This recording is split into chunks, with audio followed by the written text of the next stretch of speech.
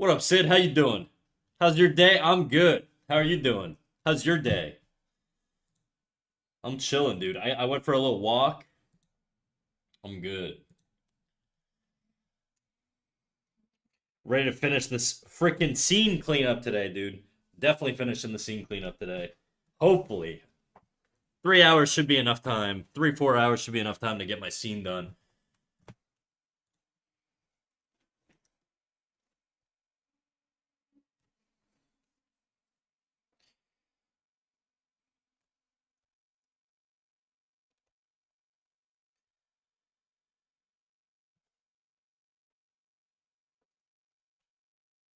Okay. We're getting there. We're getting there. Almost cleaned up. I'm having a bit of an existential crisis. Uh-oh. Talk to me, dude. What's going on?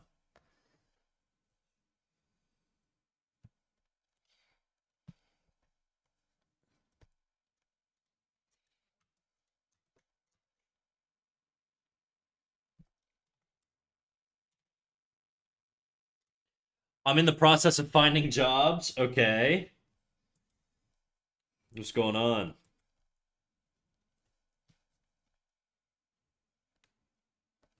Are you just like having an existential crisis because you can't find a job or because you got one?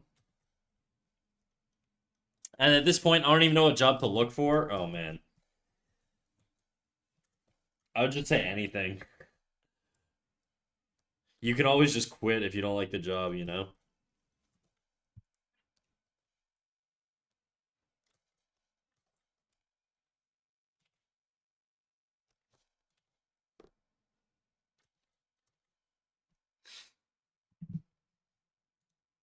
Okay, let me drop the Discord notification.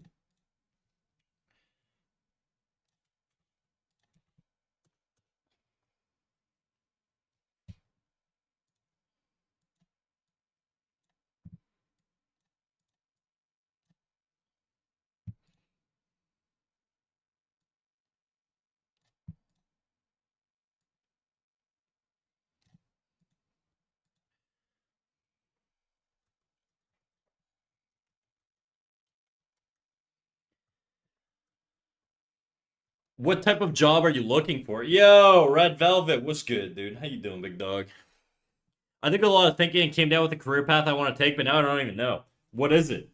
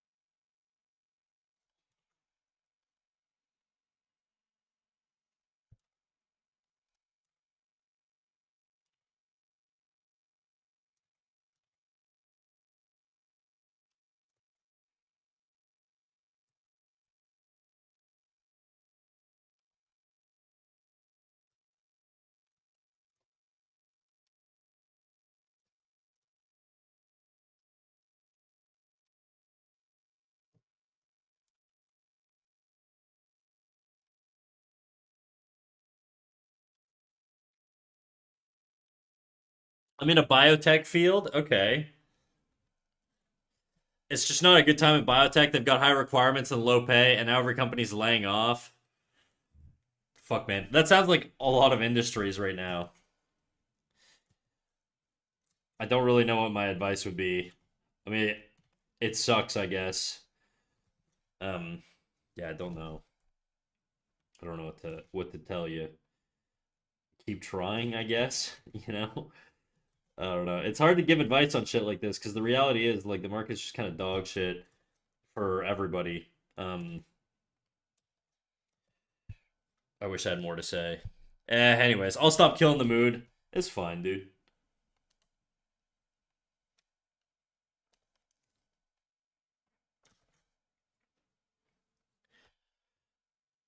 I work at a grocery store. Hey, dude. Everybody's got to work somewhere at some point.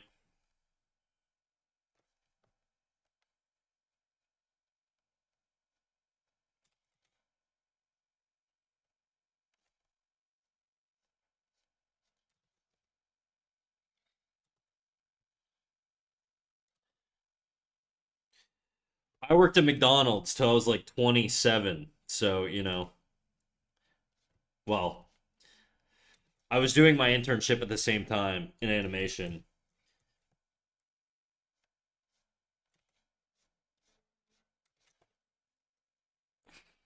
I'm 28. Hell yeah. Get after it, dog.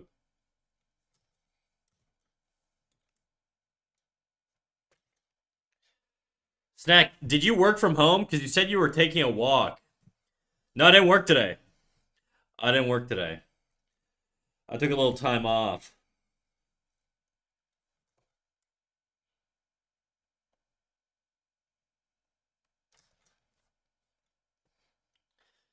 Was it an unpaid internship? No, it was paid.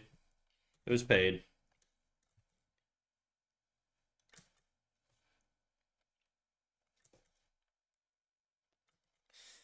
I'm getting closer and closer to my dream of working on an animation professionally, though. I just gotta get cracked as fuck. Exactly. You just gotta get cracked as fuck, dude. That's the trick. And then you're not hireable. That's the goal, dude. I'll never get into animation. I admire those who do it, but that's because I imagine the satisfaction only comes from finishing each frame rather than the process of drawing it. Nah, man. I'm gonna be honest. Like doing cleanup like this is fucking miserable. I hate it. I'd rather just produce nothing but roughs.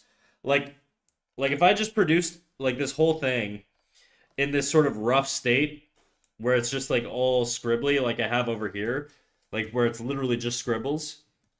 Okay, that's the fun part. Doing that shit, that's the fun part. Everything else, it fucking sucks. I hate it. Like doing cleanup is not fun at all. There's no satisfaction in it. It's a chore. Okay?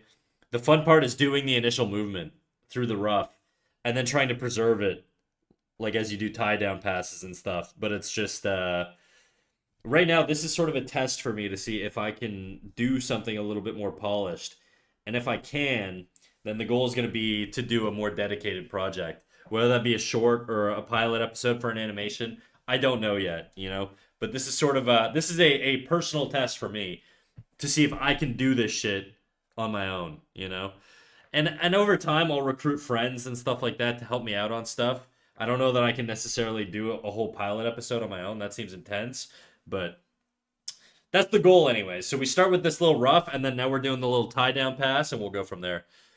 Kasi Trap, how you doing? How you doing, Kasi Trap? Welcome in, welcome in. Looks so cool. Thank you. It's hellishly painful to clean up. So today's gonna be a very clean up stream. Actually, most of the streams going forward are gonna be clean up. We gotta do some tie down passes on the next scene, but this first scene right now is just mostly gonna be clean up. Where the hell is it? It's gonna be a lot of drawing.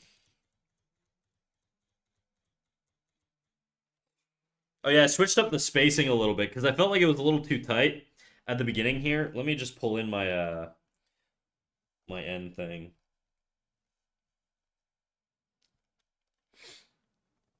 The timing, I changed the timing a little bit because it just felt too tight at the back here, so I pushed it forward a bit. And then I made it like fast in between here, and then it sort of slows down. These are on ones, so if they look really tight, it's the timing is a little different. So these are all on ones, whereas these guys are on twos back here.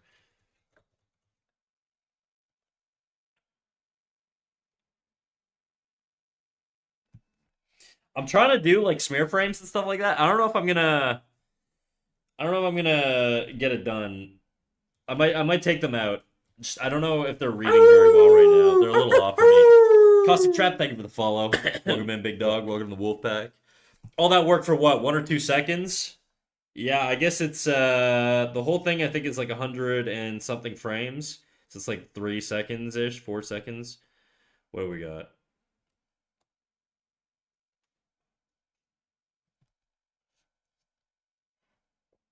Yeah, so we're at 109 frames, 24 frames a second. 109 divided by 24. Somebody do the math. I'm gonna do it real quick if you guys don't do it. 109 divided by 24, 4.5 seconds. Yeah, literally. All that for 4.5 seconds, dude. And this is probably gonna take me about a month to finish at this rate, anyways. Maybe even longer. But that's the biz, dude. That's the biz. That's animation, you know? Granted, this is a high animation. This is a high action scene. Like, there's a lot of movement.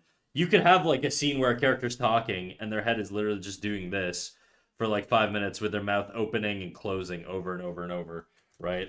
And that would take. I could probably animate a whole minute like that. Like if it were just a lip sync, I could probably animate a whole lip sync. Honestly, in like a day. So it really just depends on the scenes you get. When I worked in animation, the worst was is it just me or did stream start sooner? It did not. This is the normal time for Mondays. When I worked in animation, the most dreaded shit that you would deal with was like crowd shots. Luckily, we were salary, so we weren't paid by frame. But basically, like if you got a shot with like 12 characters and they're like all in a crowd, and there's like a crowd of three over here, and then a crowd of like two over here, and then you got your like main character walking in the middle or whatever. If you got shit like that where there's just like tons and tons of people everywhere, stuff like that is brutal because you're working on the scene for like 2 weeks straight for maybe like 10 seconds. You know, I hated crowd shots so fucking much. Not used to come on Mondays. Hey, all good, dog.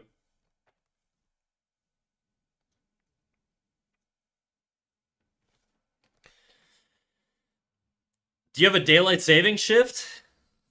Did daylight savings change over?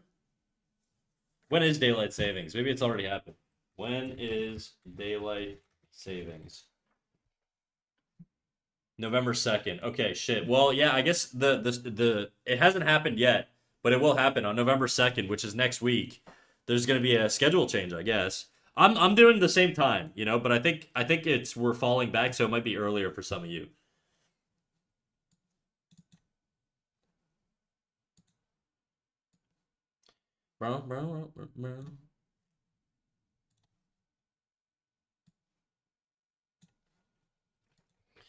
Enjoying the playlist? Yeah, I mean, I've heard a lot of these tracks before, mostly through you, to be quite honest. But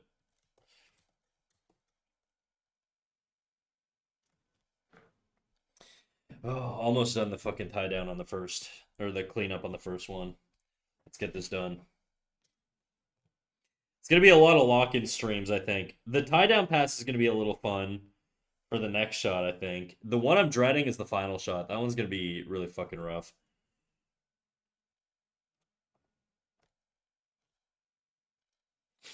Okay, what do we have here?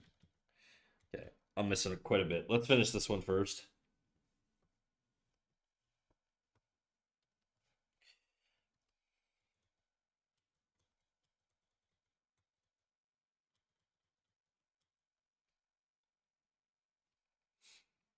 Where's my rough?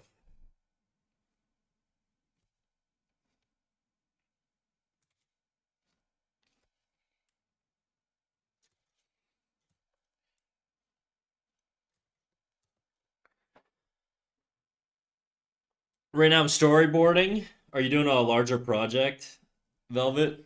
Red 22.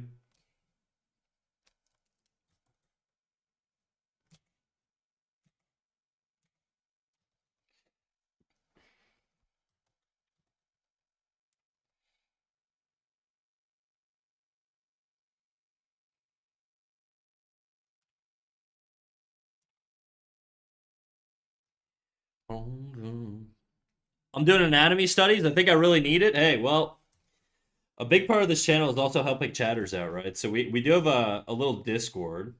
Now's a good time to say that we're an 18 plus channel. So if you're under the age of 18, please don't join the Discord. But if you are over the age of 18, feel free to hang around and join our Discord. And if you post in the critiques channel, I'll go over your work. I'll give you feedback. It doesn't bother me at all. So it depends on the mood. Obviously, sometimes I'm a little bit more locked in. But if I'm doing critiques and stuff, then feel free to drop whatever you got in the critiques channel, and I'll give you some advice if you want it. If not, that's totally cool.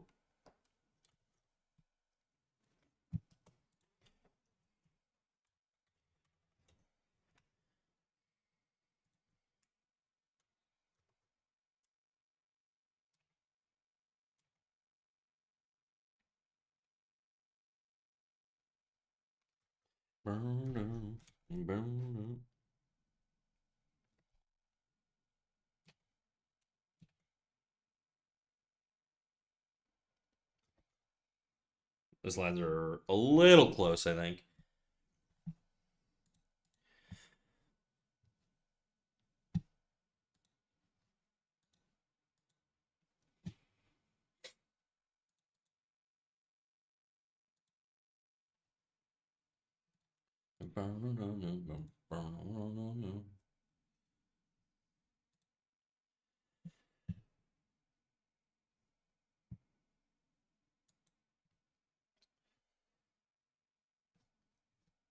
Okay, I see your thing in art critiques. I can go over it real quick if you want. I can give you some feedback on that. That's no problem. Let me go to this other scene here just because I just need space. By the way, guys, I accidentally saved my turnaround in a fucked up way, and I lost a lot of progress. So we're gonna have to fucking tank it and rework the turnaround a little bit. But let's go over this real quick.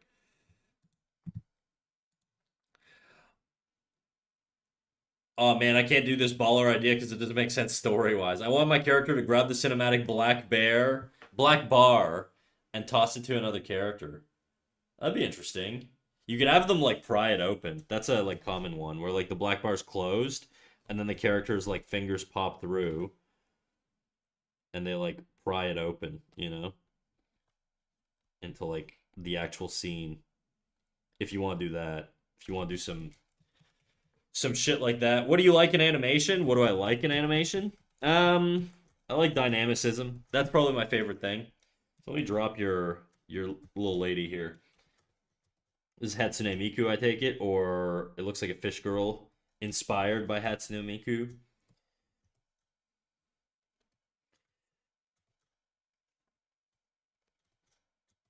Okay, let's reduce the opacity on this. I gotta get rid of my timeline here also, just because it's annoying, but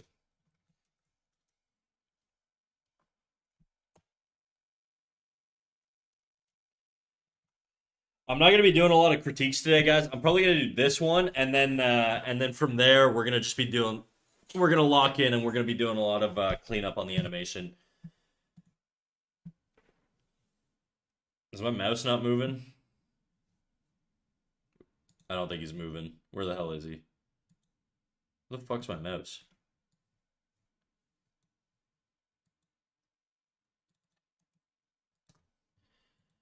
Hey friends, what up, Disney? How you doing? Give me a second here. Where's my PNG tuber?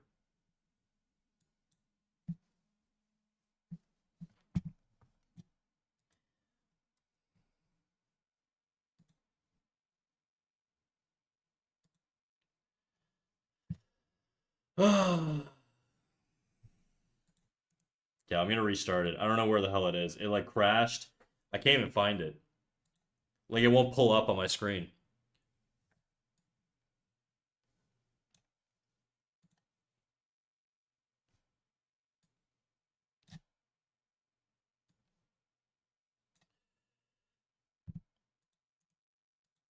What the fuck? Okay, I'm gonna have to control delete task manager this bitch because it's not where the hell are you? Not responding. No shit.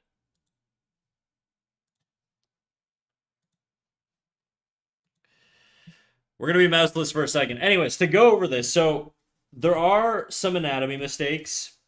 Um, the torso is very long. Um,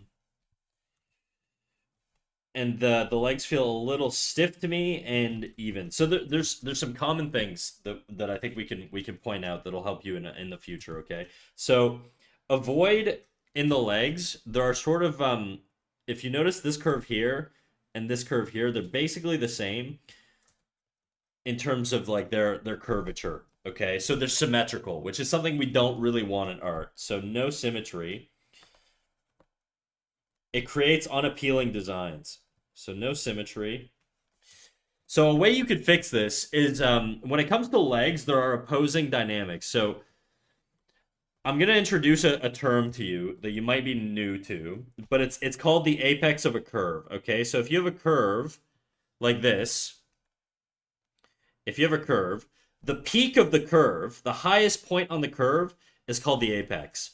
It doesn't matter if the curve looks like this, if the curve looks like this, it doesn't matter if the curve looks like this or if there's multiple lines, it's gonna have multiple apexes, okay? So the point on the edge of the curve is called the apex. And when it comes to legs, the apexes have a sort of opposing relationship like this. They wouldn't have a one-to-one relationship, and that's why this leg feels a little weird. So if you shift this over and you add a curve up here, and then you lower the curve down here, see how these apexes are slightly offset and they have a tilt to them? It's going to create a more appealing leg. You could even push that even more.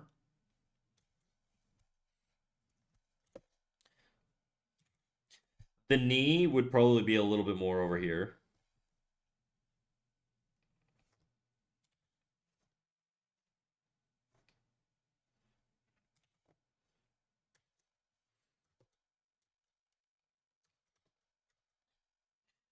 The leg being locked out like this is a little unnatural. Normally, if you have like all the weight on one side, you could have in this case, I'm trying to think where the weight would be. The weight seems to be on this leg. So this leg can bend a little bit, but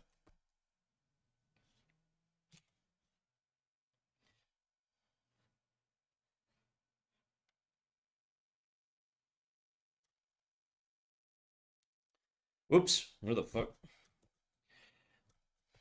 Now the issue is the proportions also, so she needs to be a lot taller.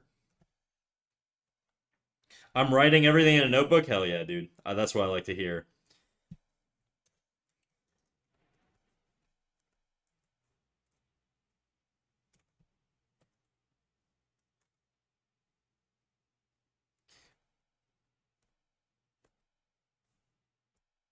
I think I would actually bend this leg in a little bit.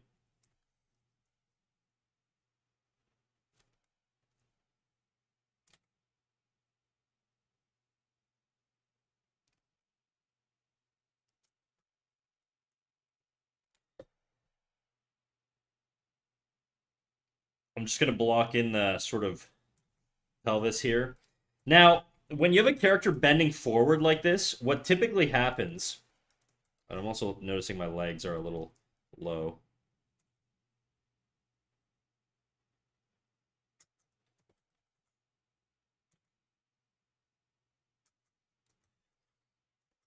When a character tilts their pelvis forward, you get a little shift in the axis line. So the axis line is the line that runs through an object. So if you have a rib cage, they'll look sort of like this, right? When it's front on, let's just a simple sort of egg shape, okay? There's going to be an axis line that tilts through that. And what happens when you tilt your pelvis forward is this axis line gets shorter as you see less of the whole verticality of the object. So if I tilt the ribcage forward here, my axis line is going to get a lot shorter, and so is the ribcage as well. And so is this sort of curve here. And you'd see a little bit more of the top. And in this case, because she's leaning forward, her pelvis is going to have, or her rib cage is going to have a little bit of a little bit more shortening to it, which is why the torso just feels a little long for the curvature.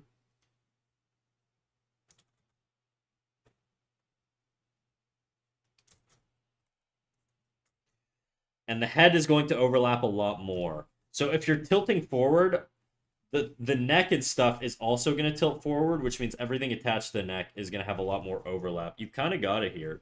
I would just push it a little more.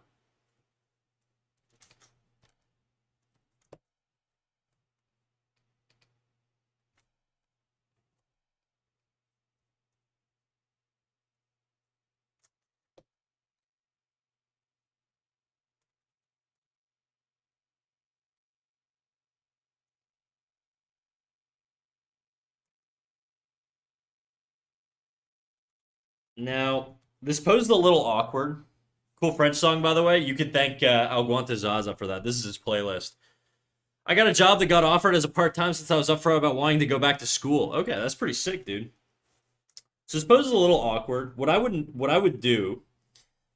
I'm trying to think of how I would handle this. It's a little.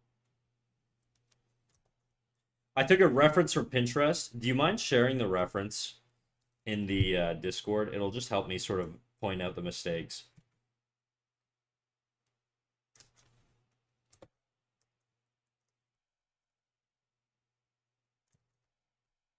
I don't know where her other arm is. I'm gonna bring the leg forward a little bit more. Kind of like how you had it, but with a little bit more of a rhythm to it.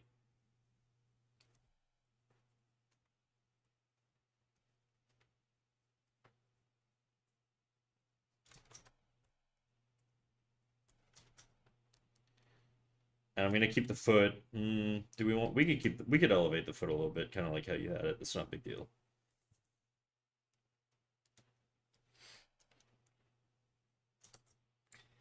So a lot of the issues come from your proportions. They feel a little long or short. Sorry, too short on legs. Legs too short.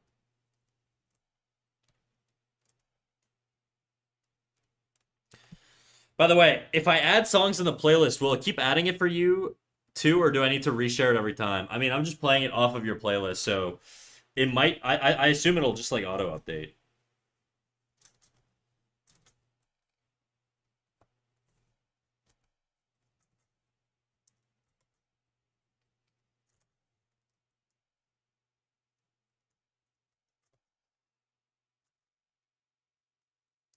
I'm gonna bring the arm back a little bit more.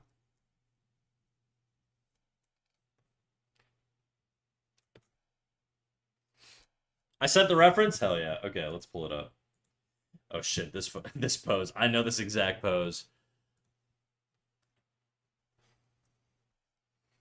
I've seen this pose. All right. Where'd I just... There we go. Where are you? There you go. Yeah, so her torso is a lot more rounded forward. So I'm actually... What I'm going to do is this is a good opportunity to trace, okay? And I don't mean trace your drawing from the pose. I mean trace the pose to understand the shape relationships and then draw that originally on your own piece. And I'll show you how to do that, okay? So if I'm tracing on this, first of all, I'm going to reduce the opacity so it's a little bit clearer. I'm going to move it so my... Actually, I could just make my character invisible. Where the hell are they?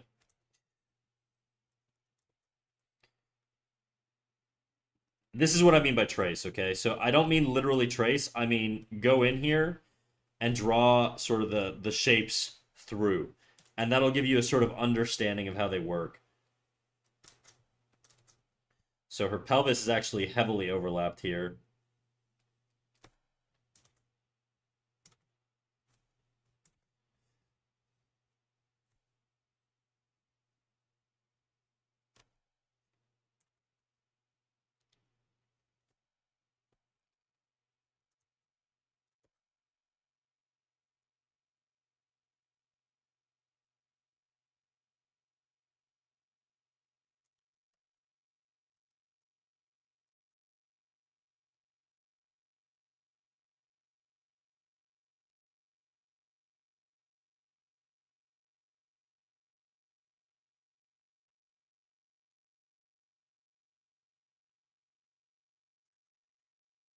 And you see how going over this sort of gives you the construction lines or whatever. I don't really like French rap. Are you French? Shit. Beef, dude.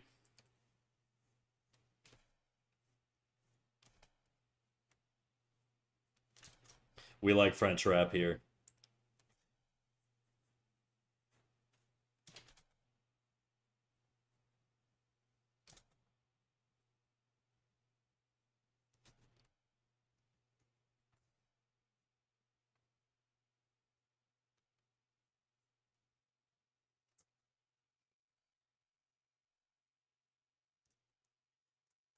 Nice. French. Very nice.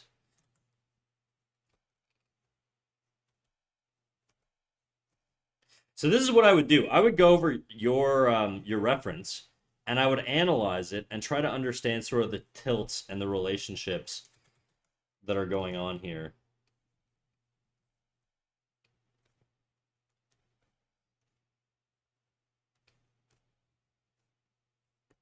and just break it down as simply as you can.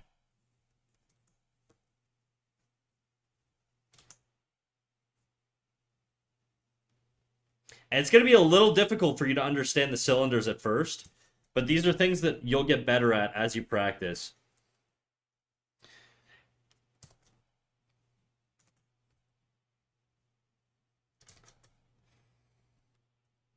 And there you go. Now you have something to go off of, and you can make corrections off of that. So in my case, I would actually tilt the pelvis more forward, right?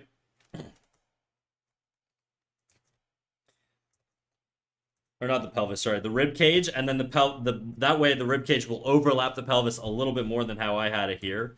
The width on the hips, you could push that a little bit. Notice how the hips are much wider than the pelvis if you draw a line through. If I draw straight lines through here, the width here is a lot bigger on the hips. So that's something that's missing on yours, which is why it feels a little odd. Let me take a picture of it. You don't have to. I'm going to drop it in the Discord as a screenshot. So I'm going to drop this for you in the Discord, and you can work off of that and make those corrections. And I really, really encourage you to try and break down your reference into these shapes. And the shapes are basically a combination of spheres for the joints, right? Notice how all my joints have spheres.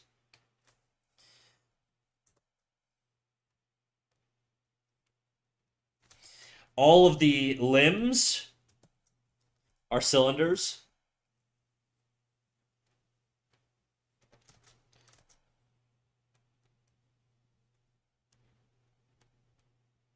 And the pelvis is sort of like a cube thing. And being able to draw these shapes from any perspective is really going to help you sort of break down this anatomy. Exercises you could do are just drawing boxes, you know? If you draw boxes in space and just practice getting them sort of related to each other. Doing this and being able to do this really quickly is a great way to sort of improve your ability to draw. It doesn't have to be perfect, but the idea is, you know, you can think three-dimensionally.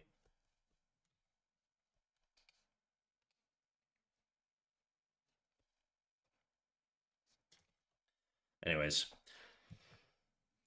that's what I would recommend as practice. But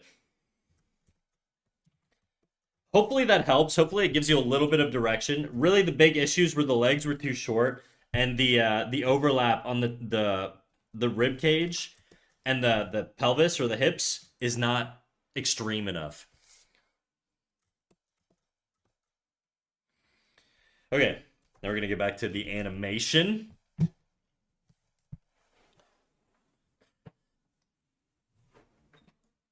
The screenshot's in the Discord, by the way. Yo, Sweet Molasses, how you doing, big dog? Excusez-moi. Damn, see, I'm French too. You like that? I said moi. Oh, body structures. It could also help with the perspective, I think. It can, yeah, exactly. So understanding sort of like the way to rotate cylinders and stuff like that is really gonna help you sort of improve your understanding of anatomy. Augmentus has a redeem. Speak French for 1 minute. Tu veux que je vous parle en français? Ok. Donne-moi un sujet. Donne-moi quelque chose à dire. Comme j'ai vraiment pas de sujet en ce moment. Il est 6h06 et 49 secondes. On va continuer jusqu'à 6h07. Et de là, je pense qu'on va switcher puis on va parler en anglais un tout petit peu. Mais ouais, je sais pas. Pour l'instant, ce que j'essaie de faire avec mon projet d'animation, c'est j'ai fait mon rough, ok? Mon brouillon. Et de là, ce que je suis en train de faire, c'est j'ai des j'ai j'ai changé de niveau d'opacité puis je m'en vais faire une passe. Tu parles bien français, merci. Ben je suis français, c'est c'est pas ma langue la plus forte, mais c'est ma première langue. Comme quand j'étais né, ma mère était francophone, donc elle m'a appris à parler en français puis mais afin d'avoir tous des amis anglophones, mon anglais il est comme il est bien meilleur que mon français, mais j'ai préservé mon français le plus que je pouvais avec des amis anglophones. Tous mes amis sont anglais, donc ça devient de plus en plus dur quand que j'âge de, de garder mon français comme intact, parce qu'en ce moment, il est comme... je parle mes mots, puis des fois j'oublie quoi dire, puis c'est souvent un peu plus difficile de parler. Anyways, c'est pas super important. We're gonna switch back to English just because it's been a minute, roughly. It's cool though. Don't worry, Sid. It's just a redeem. It's supposed to be a minute, but we're not doing a French stream. We are an English channel, okay? But we do have a 1 minute French redeem. I think that went a little longer than a minute, but I was vibing. And just as a request, guys, just to keep chat English if you can. Oh my god. Unless we're speaking French for the redeem, but okay. Just if I'm speaking French, feel free to use French in chat. But if I'm speaking English, let's keep it English in chat. All right. We're gonna do another 1 minute French redeem. Donc on va switcher en français encore. Il est 6h08. 18h08, I guess, pour les francophones. Puis on va se parler jusqu'à 18h09. Ben plutôt 18h10, c'est parce que la minute elle va changer bientôt. Ouais, donc ce que j'essayais de dire, c'est que je suis en train de produire mon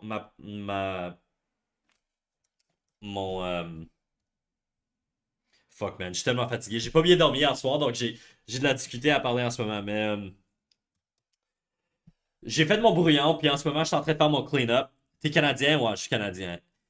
Je suis en train de faire mon clean-up, puis de là, on va continuer, puis on va passer à la prochaine scène. Et on va faire comme un tie-down, un petit brouillon. Puis de là, on va faire un autre clean-up. Puis éventuellement, on va faire la dernière scène. Mais la dernière scène, elle va vraiment être comme la scène la plus difficile. D'après moi, en tout cas. Je suis vraiment pas excité à faire cette scène-là. Et avec ça, je pense que ça fait à peu près 1 minute.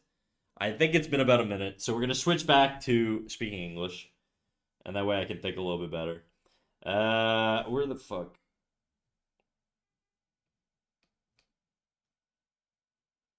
Animation. Show animation cells. No. Oh, I need my timeline. There we go. Thank you. Il est quelle heure au Canada? It is 6:10 p.m. in Canada right now.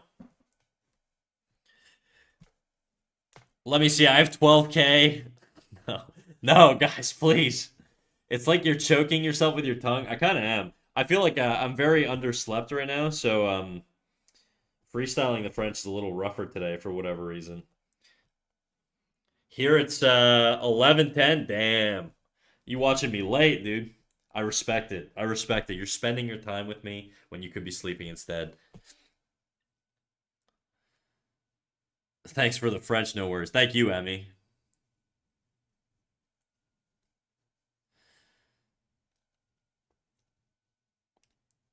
Wait, can you do the French again? I wasn't really paying attention. No, no, no, no, no. That's not how that works. You don't just get the zone out on the redeem and then get another free redeem. What do you think I'm made of? You think I'm made of French? Come on, dude. Is my fucking mouse up right now or is he gone? Okay, he's back. No, I'm at the French R. Can you do the French R? I didn't really pay attention. Well, it depends. If you were like French Canadian, ça serait comme un R, comme. Ooh, it'd be at the back of the throat, like a R, R, R. Je suis français, you know? But if you're like, si tu viens du Nouveau-Brunswick, or Nouveau-Brunswick, New Brunswick, fuck. It would be like, you would roll your R's a little bit more. So it'd be like, I can't really do it very well because it's not really my accent, but je roulerais mes R plus agressivement. Agressivement, quelque chose de même. Agressivement. Je sais pas. I can't really do it, but regional R pronunciation is a little weird. Nah, sounds great. Don't worry. Oh, shucks. You got me blushing over here. Damn.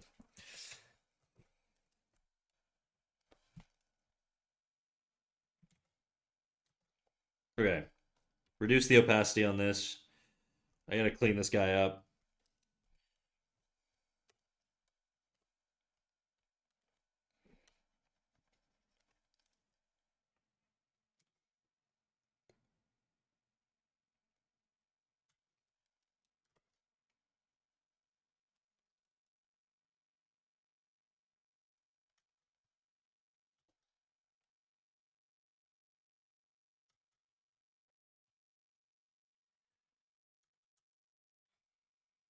The R sounds like you're about to spit. Kind of. More or less. It's basically it.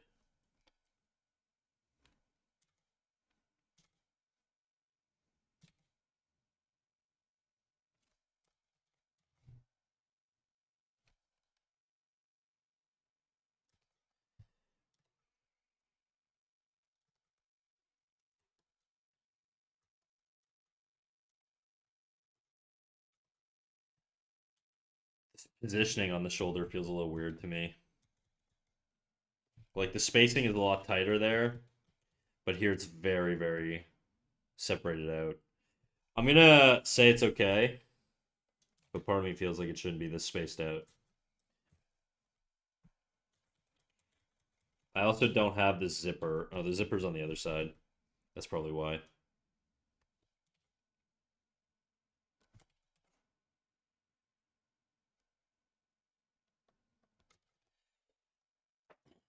How's the animation going? Painfully slowly. How's your animation going? I saw your big fat titty animation, dude. Very nice. My cats are crazy. Hell yeah.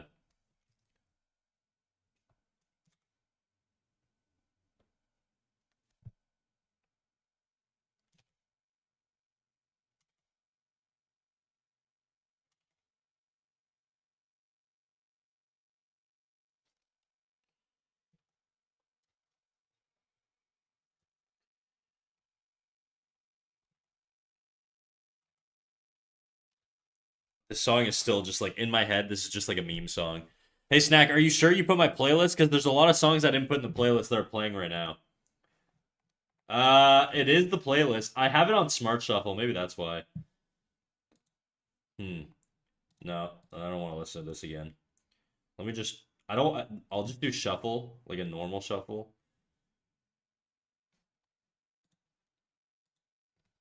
And then we might switch over to doing some weeb shit.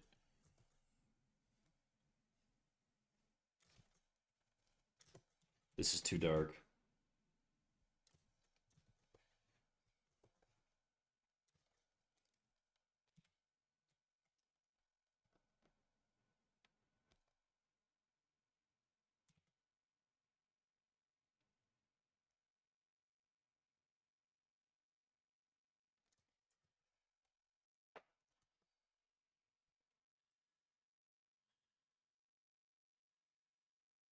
5 kittens in the same room. You can't sleep with them, bro. Why do you have 5 kittens? That's crazy.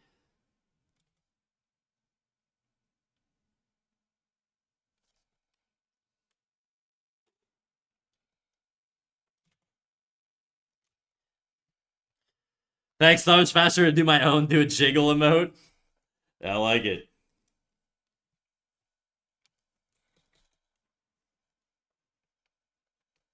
I don't like the curvature on this. It's not very smooth.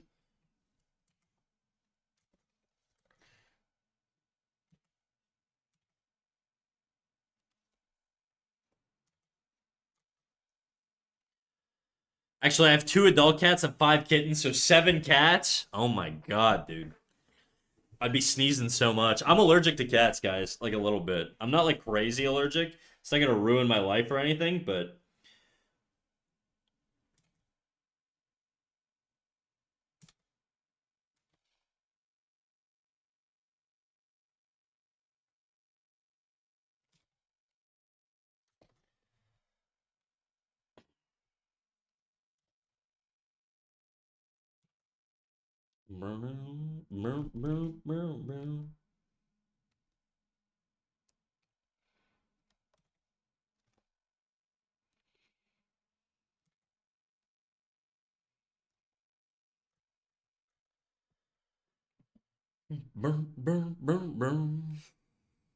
I get anxious at the idea of pets. I don't want to step on them by accident. You won't. Cats are pretty smart. Cats are mostly smart, okay, and their reflexes are a lot better than yours. They'll move. Dogs, on the other hand, will just get stepped on. But I had a Chihuahua that used to just straight up like walk into my feet. And I was like, "What are you doing, bro? You're gonna die. Stop doing this." Made me feel so bad. I'd have to like sidestep them and just fucking like face plant into a wall to not kill my dog.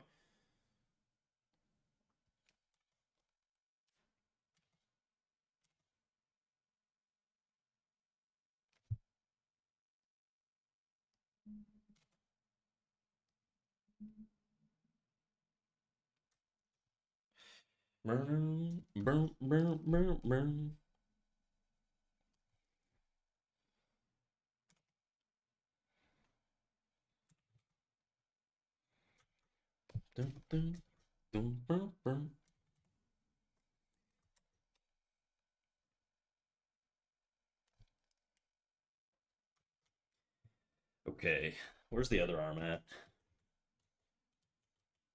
This also needs to be shifted over. I know it's like a different shot, but I think this needs to be a lot more shifted over.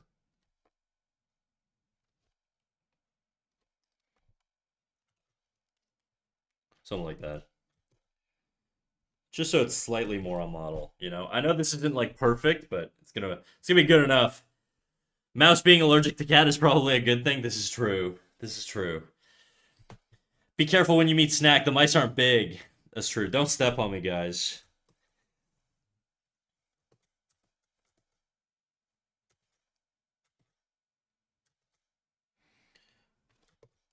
This is not the right size.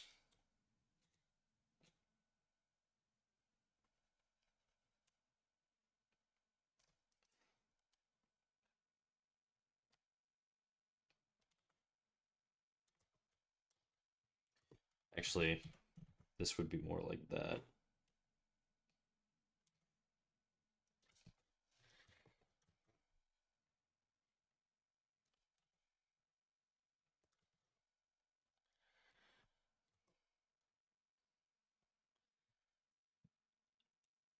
My cats have a lot of fur, as they should. If I ever wanted a pet more than a capybara, I haven't seen it yet. Don't step on me. You'll never hear me say that. I bet. Where's fucking Venom, dude? That chick wants to get stepped on for sure.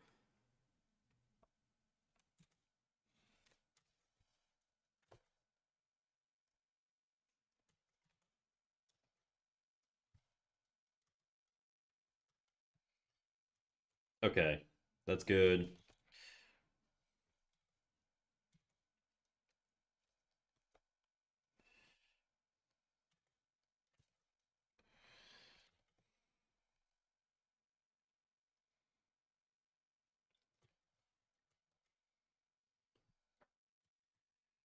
Okay.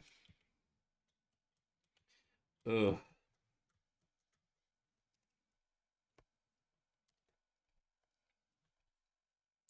Yeah, this definitely needs to be a lot higher.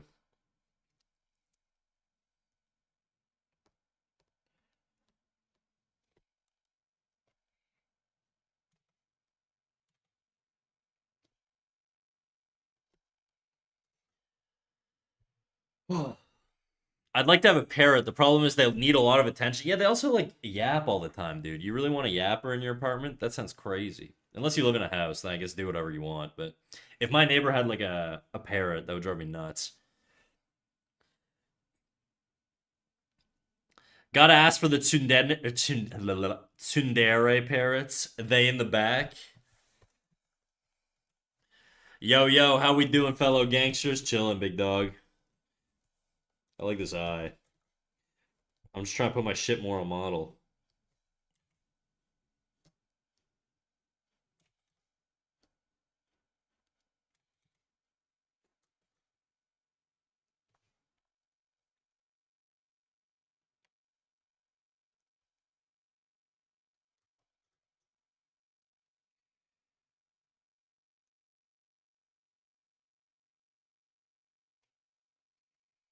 Yeah.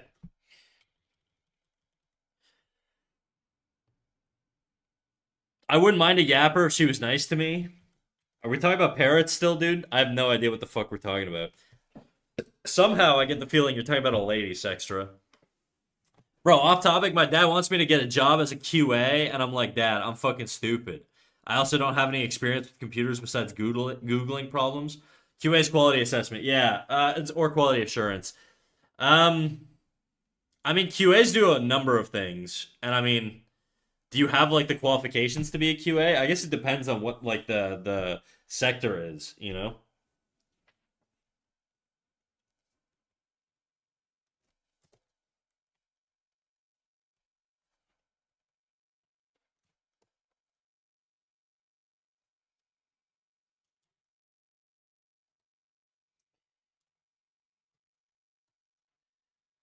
Fuck no, that's the problem. Well, why does he want you to do that? Does he want you to go back to school to be a QA person?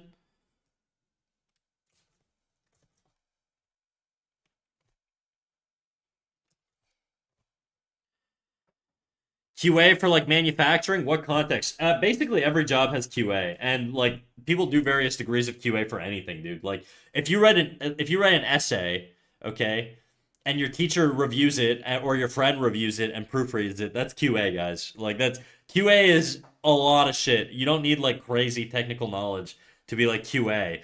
If you're like QA for like fucking nuclear like science like research or fucking like rocket launches, then yeah, you probably need specialized qualifications. But if you're a fucking administrative assistant or something like that doing QA on an email, then you know you're still technically doing QA. The trick with like jobs is you just embellish shit. You know, if you've ever proofread an email, congratulations, you've done QA on emails.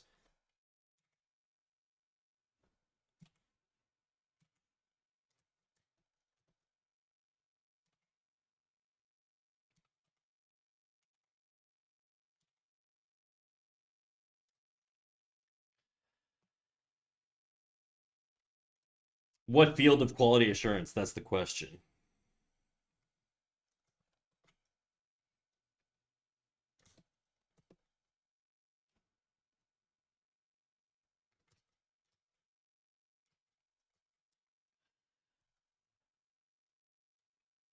I guess, man. It's just like I have no real qualifications other than being a fast food worker, and I'm lucky to have that. Yo, whatever, dude. It doesn't matter. People start off somewhere. Like you gotta don't knock yourself too much, bro. Like just because you're working in fast food doesn't mean you can't get into more like complex domains. Even as like an entry level person, like junior people in like administrative roles, then like it doesn't take like a fucking rocket scientist to hire somebody for positions like that, and then you can grow from there.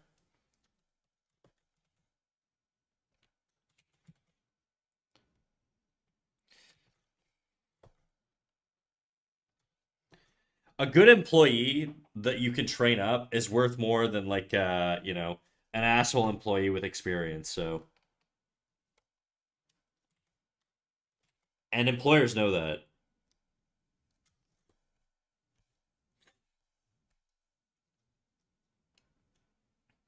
I do QA on my boogers post blowing my nose. Yeah, QA on the toilet paper after taking a shit. Now you get it. That's how you sell yourself, dude.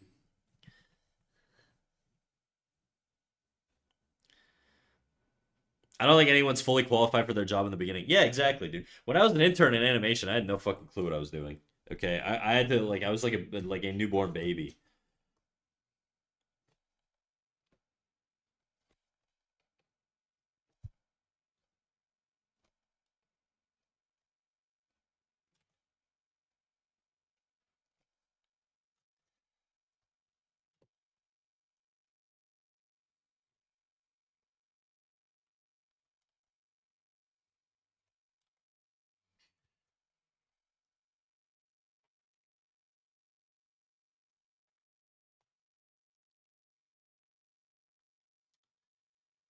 I worked as a QA tester without any previous experience in office jobs. Don't even know how to use Excel, which we use for the QA testing. That's what I'm saying, dude. See? You don't need to be a fucking genius, dude. Ian obviously is a genius because cat snack chatter, but you don't have to be a genius, is what I'm saying.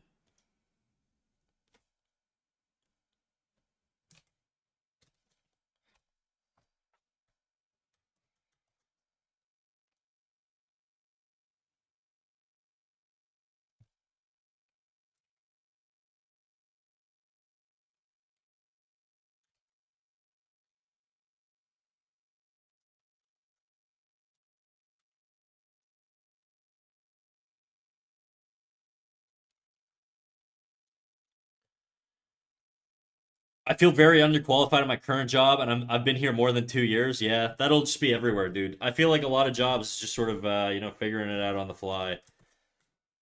Don't worry, you'll have lots more jobs where you feel unqualified. They might as well pay you better. Verified and known cat snack viewers: Albert Einstein, Shakespeare, Obama, Michael Jackson. True, all true.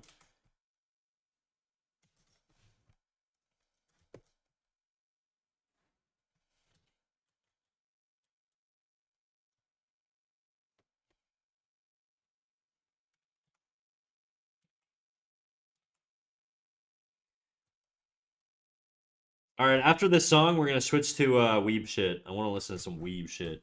Something about listening to weeb shit while animating just gets me hyped, dude. Remind me if I forget. Yeah, but it's like who's willing to hire you? I feel like getting hired always depends on who you know now, and it bums me out. Not really. I didn't really get my job based off of knowing anybody. I did an animation, but not like where I work now. You just kind of fucking YOLO and hope for the best.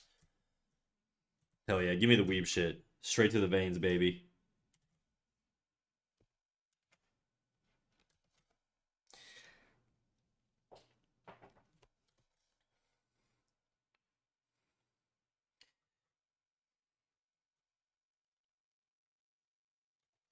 I think it's very easy to get doomer and just be like, "Oh, you can't get a job unless you know so and so or whatever." But it's like even if that were true, okay, which I don't believe it is, but even if that were true, then you're just having that mentality is just setting you up for never applying for a job, you know? So you're never going to get into a different position. I think you should always be looking for work. I think once you're hired, you should be looking for works. You should be fucking just doing interviews for fun, guys. Just fucking practicing it, okay? Even if they don't give you the job, okay? You should just fucking, even if you have no intention of taking the job, just do interviews, all right? Fuck it. Companies have no loyalty to you. You don't owe them any loyalty. You should fucking be out there practicing your soft skills like speaking to people, doing interviews, selling yourself, all that shit, seeing what you can get, and then that'll give you leverage at your actual job, you know?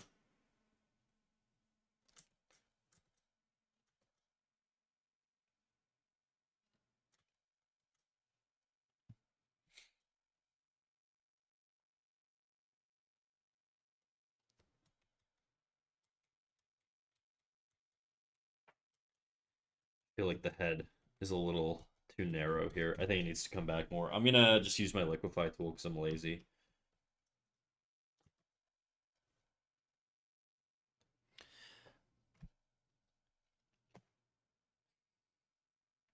Oh shit. Oh yeah, let me put on my weeb shit before I forget.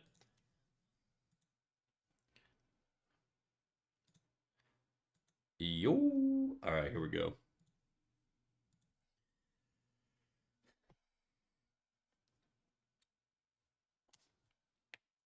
I was about to head to bed because it's almost midnight. It's a big day coming up soon. Oh shit, dude. What's the big day?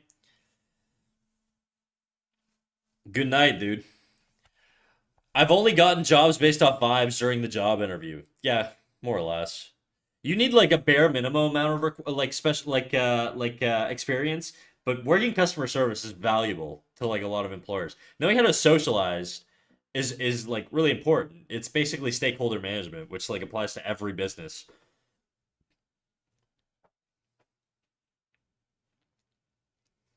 You got to learn how to sell yourself. Yeah, okay. So the way I see job applications, guys, is you basically want to embellish. You don't want to lie. You don't want to lie, but you want to embellish, okay? If you did a thing, like let's say you one day you had to, I don't know, you had to fucking help your buddy uh organize a meeting by gathering a list of names for people that need to be in the meeting or whatever, okay?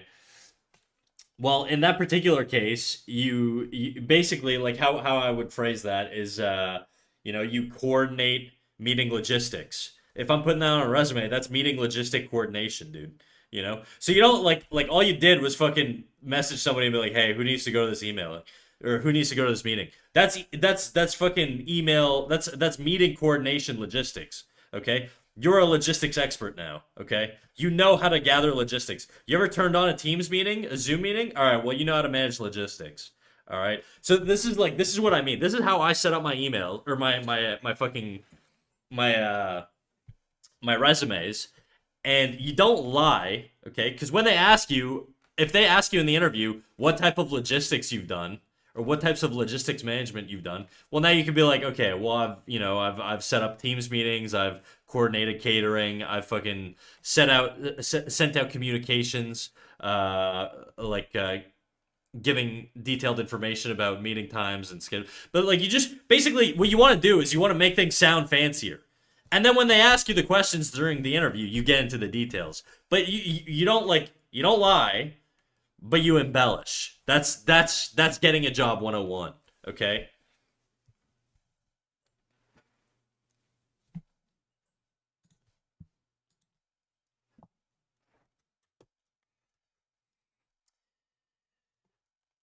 You ever had to call a different store or a different branch to see if they have any material or any inventory or whatever? Congratulations, you just did liaison. Okay, you're an interdepartmental liaison for different branches. All right, congrats.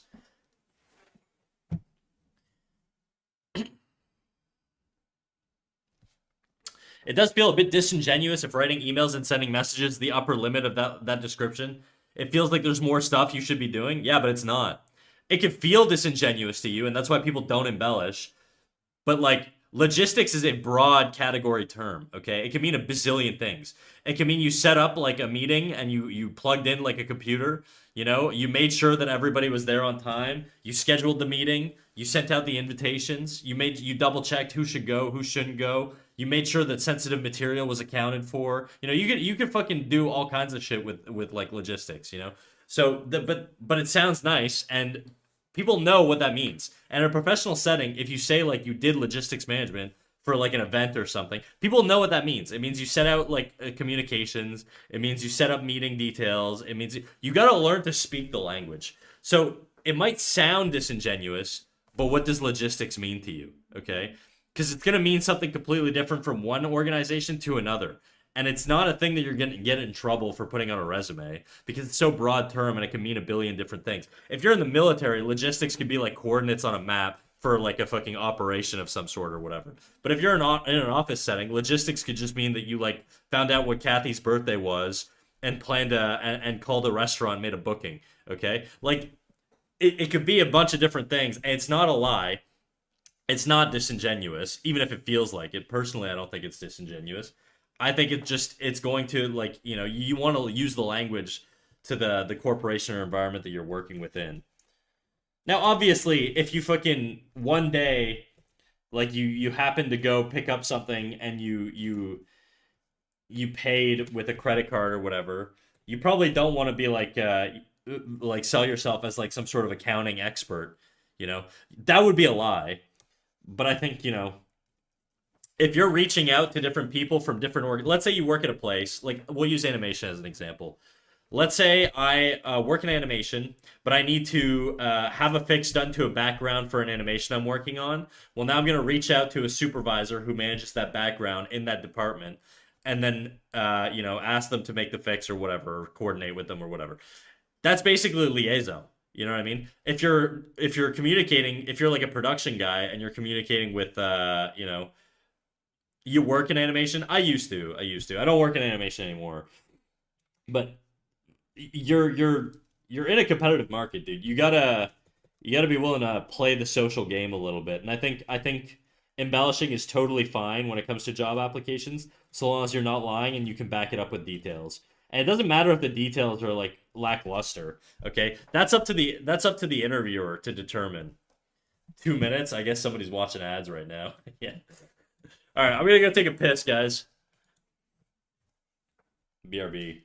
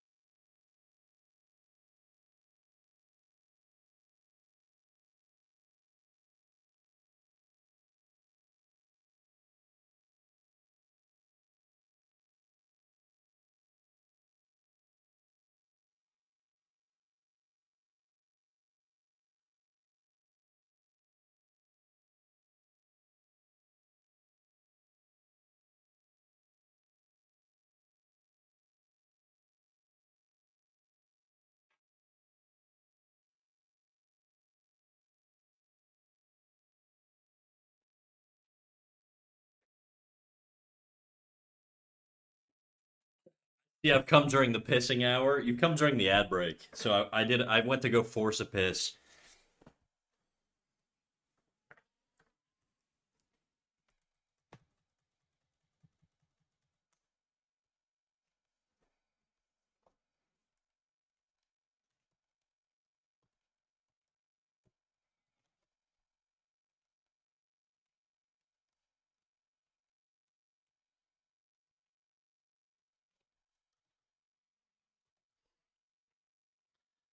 I got another ad after the ads ended. Good. Keep lining my pockets. How much longer do we have on ads here? Oh, ads should be done.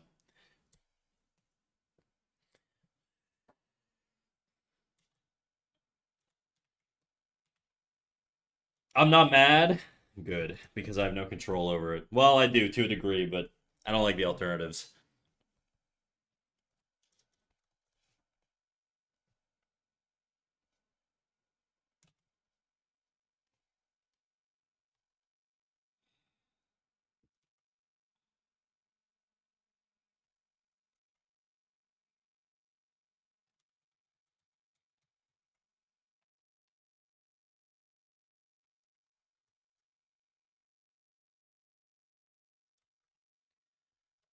Bum, bum, bum, bum, bum, bum, bum, bum, bum, bum, bum.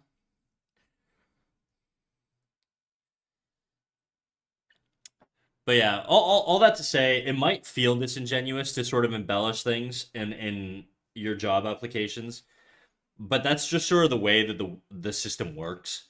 Okay, and that's the expectation. So it might feel disingenuous, and maybe to a degree it can be with sort of wording where you make your self sound better. But when it comes to applying for jobs, it's not the time for brutal honesty. It's not the time for you to be like, "Hey, yeah, I'm a little anxious. I don't actually know what I'm doing here. I didn't want to apply for this job, but I just kind of need the money." Like nobody wants to hear that. All right, so don't talk like that if you're looking for work. You got to be hardcore, you got to be serious, and you got to lie to yourself and make yourself believe that you are fucking the shit, okay? And you need to sell yourself as if you're the shit, and there can't be a single chink in that shit. You know what I mean? It has to be, you have to believe it. You have to drink your own Kool Aid. You smell your own farts, whatever, dude. Because everybody else is doing it. Don't lie, though, but walk the line, okay? And then as you get more experience, you won't need to do that as much, or your resume will just sound fancier. And another thing you could do is if you start doing weird shit like at work, like if they've got you doing like I don't know scheduling or stuff like that, that's like managerial stuff. You know what I mean? Like that you can start marketing yourself as having that experience. Even if it's like 2 weeks, you're filling in for your bosses on vacation or whatever. You just need to manage the schedule. I don't know. I kind of lied earlier. I technically have worked for an anime, but it was really basic stuff like open mouth yapping cuts. You know, for a reel, I'm milking that to get into an animation job. Well, I mean, I got into the animation industry with no experience. Okay, I was a college student.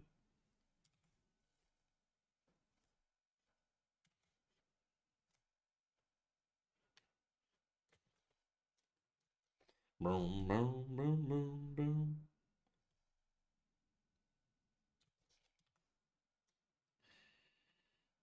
His forehead feels a little.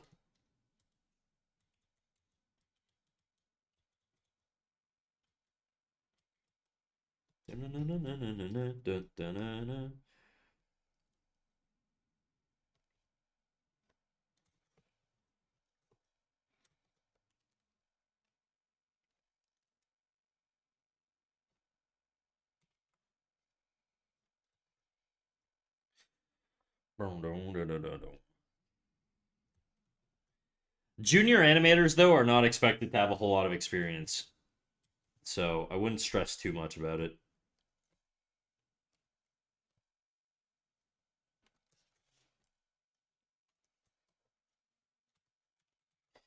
It's gonna really come down to your portfolio for the most part. You could have zero professional experience, but if your portfolio is cracked, you'll probably get hired. That's kind of the nice thing about the art industry is like if you are really good, you will get far, you know? Insane. I'm gonna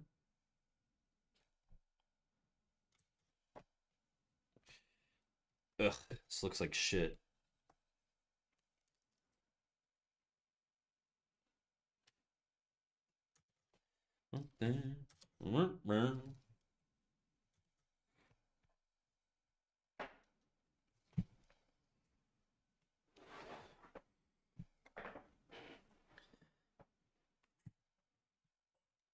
Boom, boom, boom, boom, boom. And connections definitely do help. Absolutely.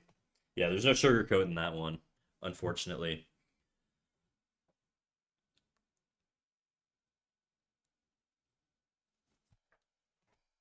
Boom, boom, boom. Boom, boom, boom, boom, boom, boom, boom, boom, boom.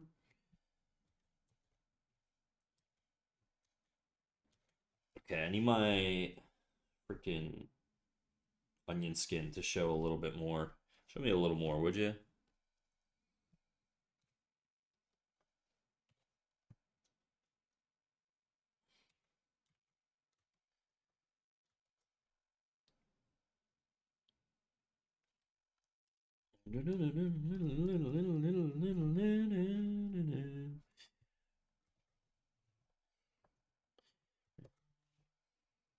Yay, nepotism. Yeah, unfortunately, dude. You know, it's crazy. It is illegal, but people still do it. It's sort of like, the way of the world, unfortunately. Be nice if it weren't, but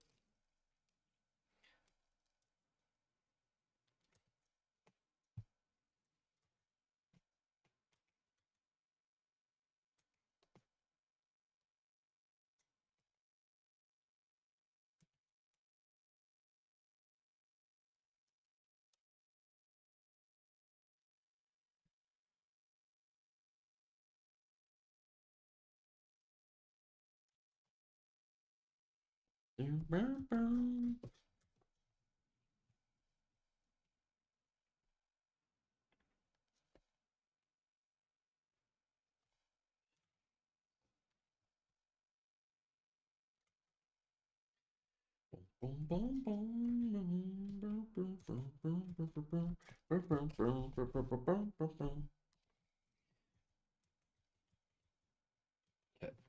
My shape's a little off here.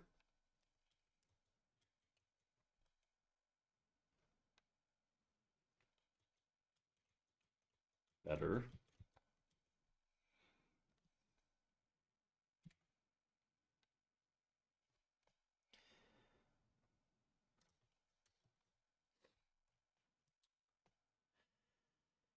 Kind of why I struggle to really start doing new things. I'm anxious as shit about fucking things up in an unrepairable way, or even just being at square one after a decent run. I mean, look, the way I see confidence is it's like a snowball, okay? You need to put yourself in positions of discomfort, sweet molasses, to give yourself the opportunity to overcome it, okay? And you need to do that by giving yourself a series of wins. And then these wins stack up over time. So like let's say I do a thing that I'm really nervous about and I'm really stressed out about and I don't want to do it. My boss is making me do it. There's a lot on the line and like if I fuck it up, I'm cooked, okay? If I have a snowball starting out like this going into it, and then I do something really overwhelmingly difficult, my snowball grows. Okay, I've acquired a lot more experience. That means when I encounter that situation the next time, it doesn't mean it's gonna be less stressful, but I know I'm gonna be able to get through it. Okay, and as you experience more and more things in life, this snowball gets bigger and bigger and bigger, and this is your confidence. Okay, but if you don't put yourself in positions to grow this snowball, your confidence is going to stay small and you're always going to be afraid of things. And so you need to put yourself in positions where you risk things. Okay? You need to take risk. Doesn't mean you need to fucking go to the casino and put your like mortgage on black or whatever, but you do need to put yourself in uncomfortable positions that your brain is going to fight you on. And if you do that small to start, it'll get the ball rolling. You'll get some small wins. You'll realize you're capable of a lot more than you think you are. And then you'll be able to tackle bigger things later on. Does that also apply to dating? um, I would say the snowball is going to come down to like you're the snowball in that case. So in the case of dating, it is like that, sort of, kind of, not really. Dating, I think my experience with dating is the confidence sort of comes intrinsically. or extrinsically through things that you can do to change your circumstances. The issue with dating is that everybody's kind of stuck within their own sort of biological limits. You know what I mean? I'm never gonna be 6'7". You know, I'm 5'8". Like that's it for me. You know, there are certain advantages I'm not gonna have in a dating context. It doesn't mean that I'm never gonna meet somebody who doesn't want to be with me. Okay, and you shouldn't like judge yourself based off of the things you don't have. You should just try and improve the things that you have as best as you can. So that's sort of what I would say with dating is there are going to be limitations. You know, if you're not a supermodel, the odds of you pulling supermodels are relatively low. Okay, you sound like you're 6'7". Yeah, that's it, dude. I don't know. I think with dating, you know, there are there's the unfortunate reality of sort of you're given a certain set of hardware that you got to work with, right? Your meat sack is what you got. Um, it doesn't mean you can't improve it, and it doesn't mean you can't be better. You could work on your personality as well and your ability to socialize, manage emotional like disagreements, just improve your emotional intelligence, all that good stuff. Um, but I think the breadth of experience that you can gain and the breadth of confidence that you can get professionally is a lot wider. Whereas I feel like dating, the complexity of dating is that you're stuck within sort of the boundaries of what you have to work with. Whereas with experience, you can always experience new things, you know? I can experience a whole bunch of crazy shit. I can go to college or university and gain more experiences and more knowledge about things. Uh, you can't like do that within sort of the physical context of your who you are. You know what I mean? So, uh, pretty tall for a mouse. Yeah, it's pretty huge, dude. Why do guys care so much about height? I feel like guys only care about height because other guys care about height. I mean, I think there is a reality that like if you're a heterosexual guy and you're dating women, women do care about height to a degree. I think people do put a lot of I do think a lot of people put way too much weight on that, and I don't think it matters nearly as much as guys think it matters. I think for the most part, it mostly just matters that you're either at the same height or a little bit taller than women. Some women really don't care. I would say if we're generalizing though, I think so long as you're a little bit taller than the woman you're trying to date, you're probably fine, you know? Um I've definitely had circumstances where I've been rejected because I wasn't a couple inches taller. It's very rare, okay, but it's happened, you know. Um, but yeah. Anyways, I think I don't think you should focus on the negative aspects of stuff with dating because I think it's very easy if you're a guy or a girl to get really sort of toxic in your mentality and the way you view the opposite sex. And I think it's a slippery slope, and you don't want to get into the mentality of being like, well, I'm not this 6'4" Chad or whatever, so I'm fucked. I'm never gonna find.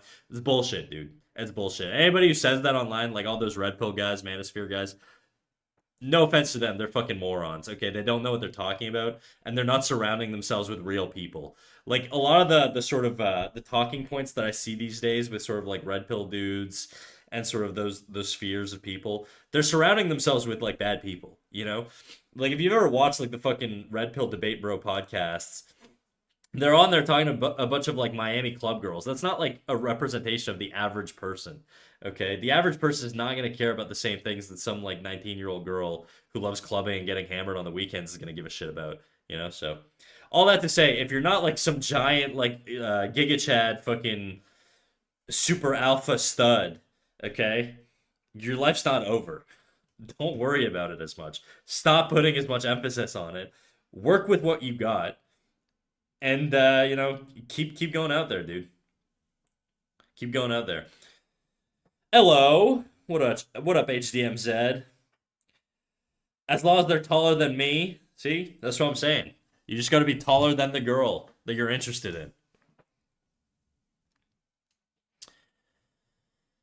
My ex liked height. Her parents' first thing they said about me was that they liked I was 100, that I was 1 meter 80 plus. Hell yeah, dude. See, get it.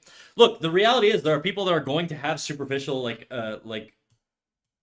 things that they value in a partner. That's not going away, dude. Doesn't make somebody bad for having those preferences, you know. I think people can have their preferences. Does it suck? Like if I'm a guy and I'm 4'3", okay, yeah, it's gonna be probably a little bit harder for me to date. Probably a lot harder, actually. That's the reality of it. Okay, but like I feel like I hear fucking dudes that are like 5'6", 5'8". They're like, "It's over, bro. I'm never gonna get the babe." It's like, shut the fuck up, dude. It's so you're so like fucking deluded by internet logic that it's just like not even real. Okay, so don't worry about it. And a lot of girls literally don't care. I don't care if a guy's shorter or taller. Exactly. I just hear like a lot of guys getting fucking blackpilled on it, and it's like, dude, you're an average guy. So, like humanity wouldn't exist if average guys couldn't get like a partner. Okay, like the world is filled with average people. You're not fucked because you're average. Okay,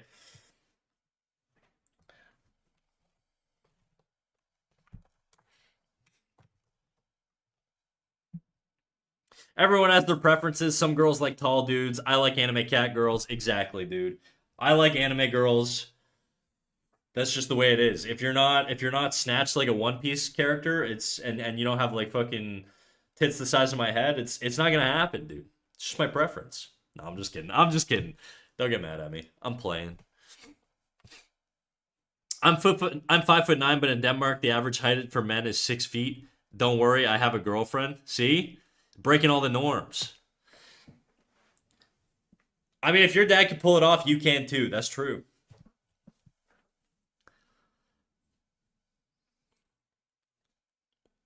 I feel like like the people who really get fucked up in their head, they're like, I don't know if like in their head that they're like, I have to date like a turbo babe supermodel. It's like, yeah, if I'm aiming for like turbo babe supermodels all the freaking time, I'm setting myself up for failure. If my career goal is to be a fucking like astronaut who's won an Oscar and fucking like races sports cars in his spare time, it's like, well, good luck, dude.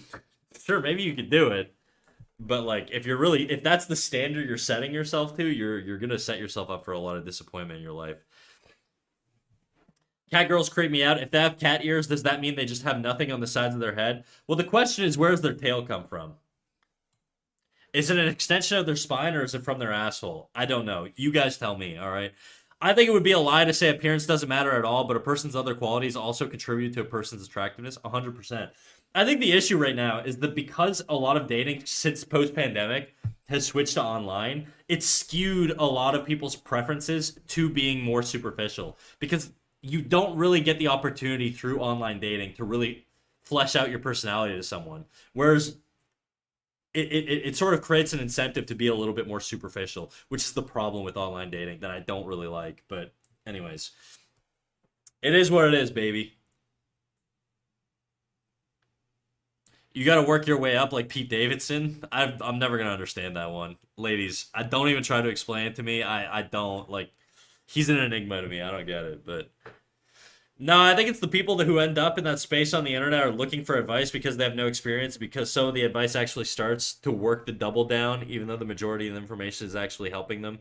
It's just giving them some degree of confidence to start. It depends though. I think a lot of like online sort of advice like forums for like men, it's very easy. And I say men mostly because I've existed in those spaces, right? There are definitely some toxic female spaces too, but I think like in the dude ones, it's from what I've seen, just out of my own experience, it's a lot of guys versus girls, which is like it's just not the way it should be, dude. And I think like a lot of like girl spaces as well are kind of like that. I see it a lot, even in my chat. No offense, not to call you guys out, but I do see it a lot where it's like the we hate all men or fuck men or whatever. Like I think there's a little bit more tolerance for that, but I think like saying stuff like that is part of the problem. You don't want to have like an adversarial relationship with the people that you're trying to form a fucking hopefully eternal bond with. You know what I mean? Like most people want like a lifetime relationship. It's like why are you going to make those people your enemy? That's you're creating a barrier that doesn't need to be there. The issues that you're going to run into dating are going to exist whether you want them to or not. If you can keep yourself out of the headspace of hating the opposite sex for those reasons, you're going to make the dating process a lot less painful. That's just my opinion, but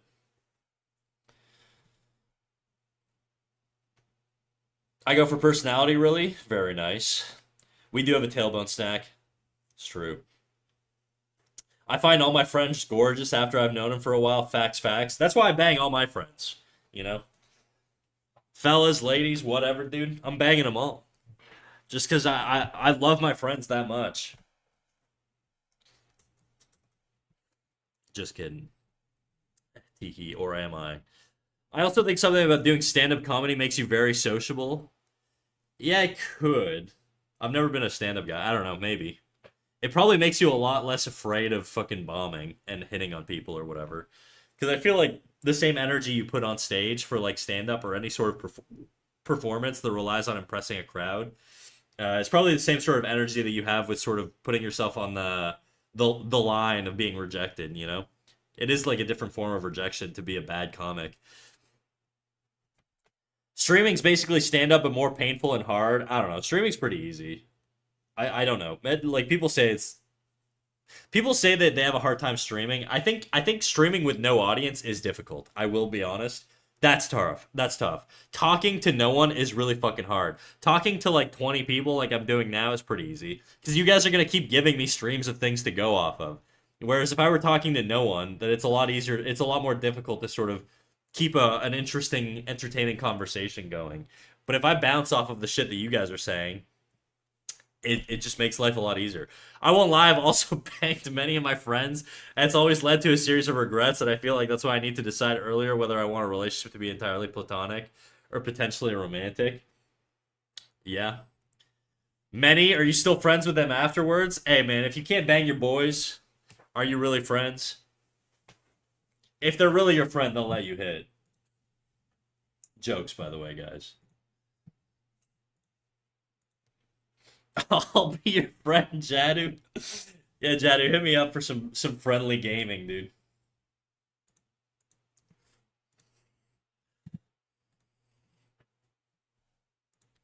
Okay, let's finish this stupid fucking animation.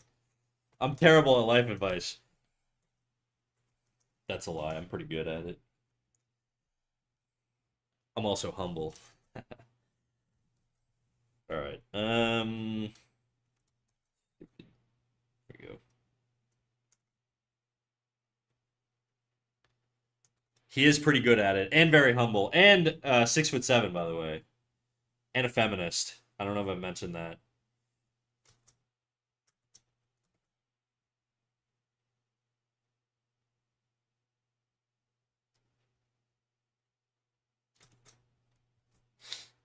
And also handsome. That's true. And I've got a big heart. Oh my. Marriage when? Oh, I don't believe in marriage. You gotta have some red flags just to balance everything out, you know?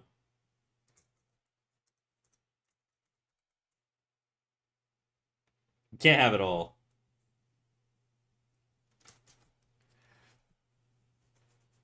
I am gonna go to sleep. It's literally midnight for me. Good night and have fun. Sounds good, dude. Have a good night, Kossi. Thank you for coming out. I appreciate you. Cozy, Kossi. We got two Kossis now. They're both pink.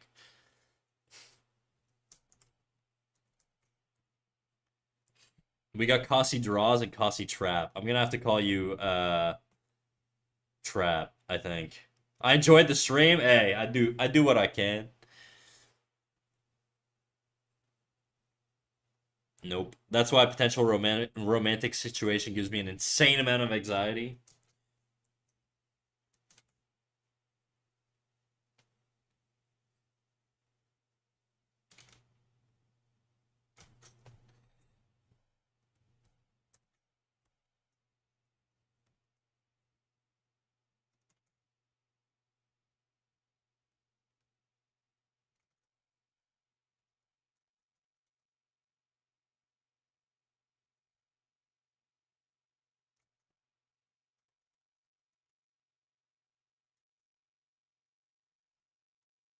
Does that work?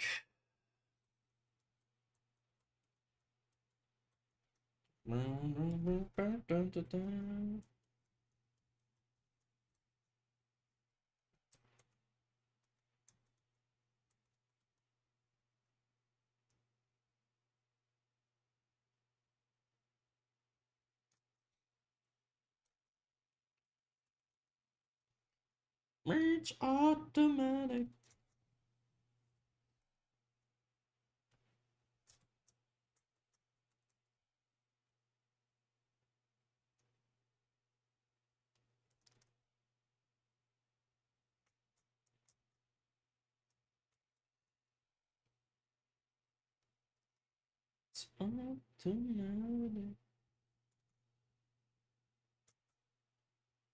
Oh shit.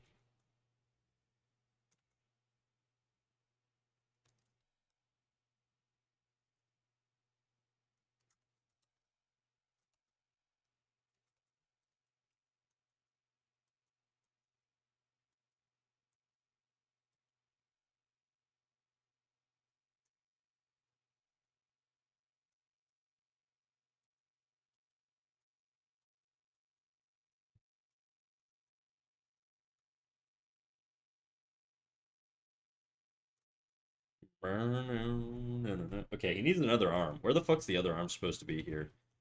If this arm is coming forward, or no, it's coming back, that means this arm's coming forward. But then it's back here.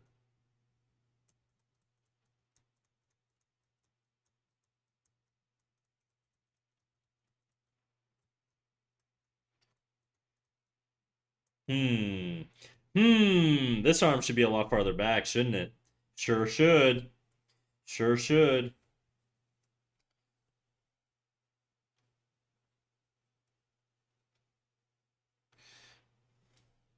I fucked up my arms. God damn it. Okay.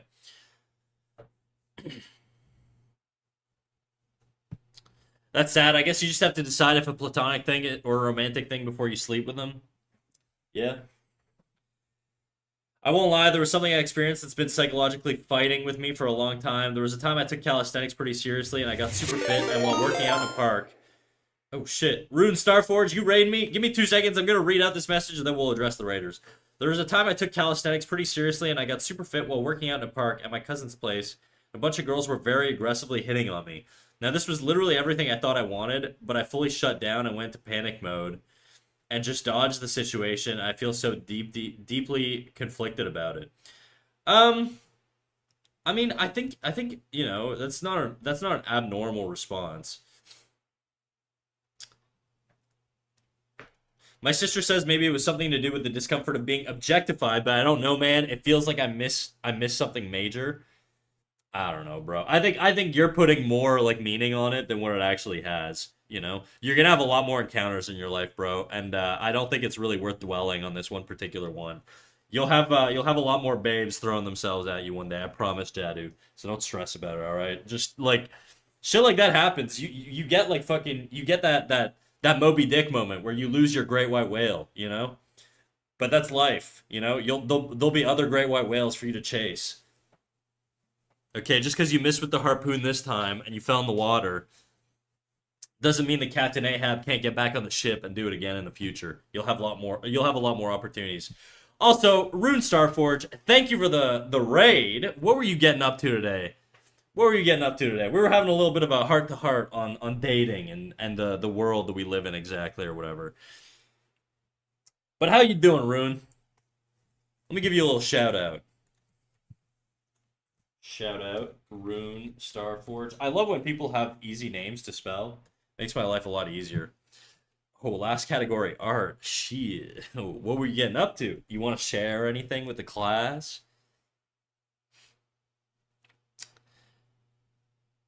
Calling girls whales, bombastic side eye. Only your mom, dude. Otherwise, everybody else is a beautiful princess to me. Experiences like this remind me of the Good Night Pun Pun. Good Night Pun Pun manga, but if you're depressed, do not read it. If you're prone to depression, do not read it. Okay, I'm not reading that book, I guess. Just got finished up with my 3D art stream, making a VR chat world, and posted my very first prop pack. Hell yeah, dude. You can't keep getting away with this. Q Walter White gif, I won. Well, dude, look, Rune Starforge, if you want to share anything, you're more than welcome to. I'm going to yap a little bit about me. If you want to drop some links to anything you're working on, if you want to drop any social media links, you got a Twitter, an Instagram, freaking Rule 34, whatever, dude. Maybe don't drop the Rule 34, but if you got other shit, go crazy, dog.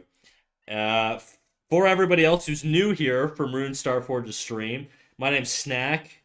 Cat Snack is my full name. My mom calls me that when I'm in trouble, but people mostly just call me Snack. I draw a lot of stuff. You can see it on my Instagram. Right now I'm animating. We're doing a little rough animation. I'm just finishing a cleanup pass on our first scene, and then we're getting into the sort of the next scenes. This is sort of what we have right now, and then we'll go from there.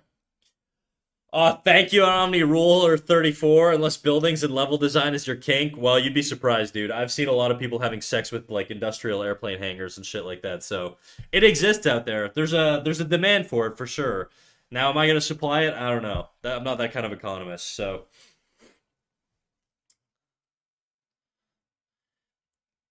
I hear Oyasumi Punpun is extremely dark. Okay, I'm gonna take your word for it, guys.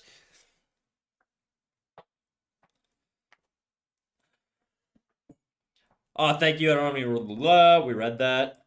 The dragons and the trucks. Yeah, exactly. The dragons and the trucks. Oh, shit, we got a link tree. Oh, damn. Very nice.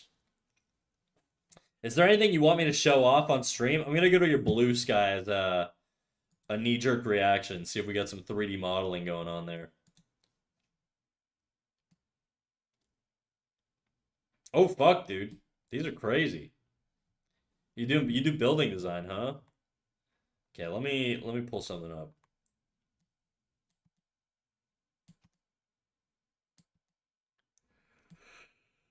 Added more segments to the Ashton Hall Guild Castle, blocked out a new garden area, improved the castle walls and tower. Okay, I'm just gonna pull this up because it looks sick. I don't know if this is like what you did or if you did this, but I do VR chat worlds for commissions. I mean, I have to pull it up on this thing because we don't have. It's a whole thing to pull up an image on an animation tab. I'm gonna get rid of all this shit too. Come on, there we go. Look at this.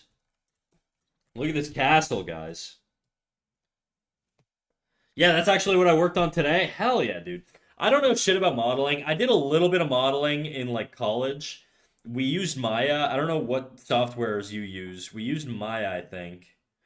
And then you can add like light effects and stuff like that. Are you gonna light this, or is like we're just sort of in the modeling stage right now? Oh shit, Rune Starforge. Thank you for the follow, big dog. Welcome to the Wolf Pack. I know we're a mouse, but you know it is what it is. I do VR chat worlds for commission. That's really interesting, dude. I don't think I've ever heard of anybody doing that. That's pretty cool.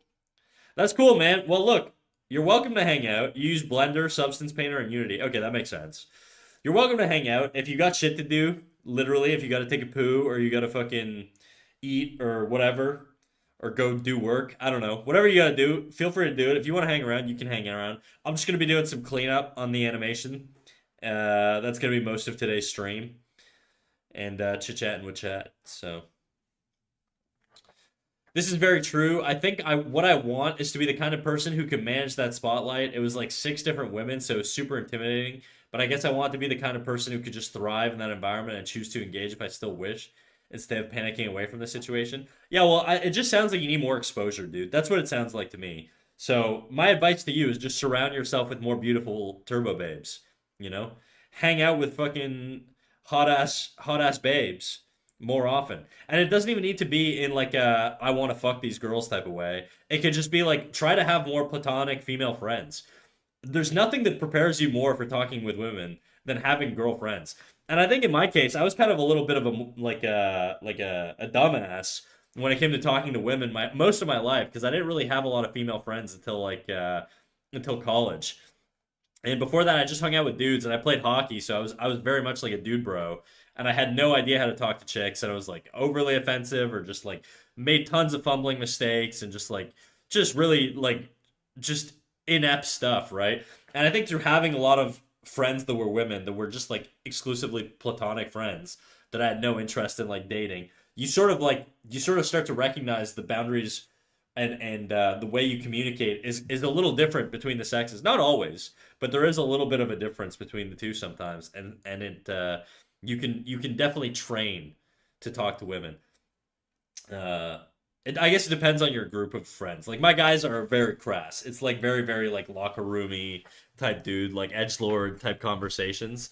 And so for us, like for me, I have to like really balance the two, right? I can't go into a fucking like a chit chat with a group of chicks talking about whether I would whether I would rather eat a like I can't go up to them and be like, hey, would you rather would you rather eat a cumsicle or a spitsicle?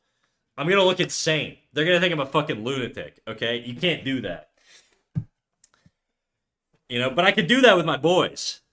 You know, but that's not how you open conversations with like chicks for the most part.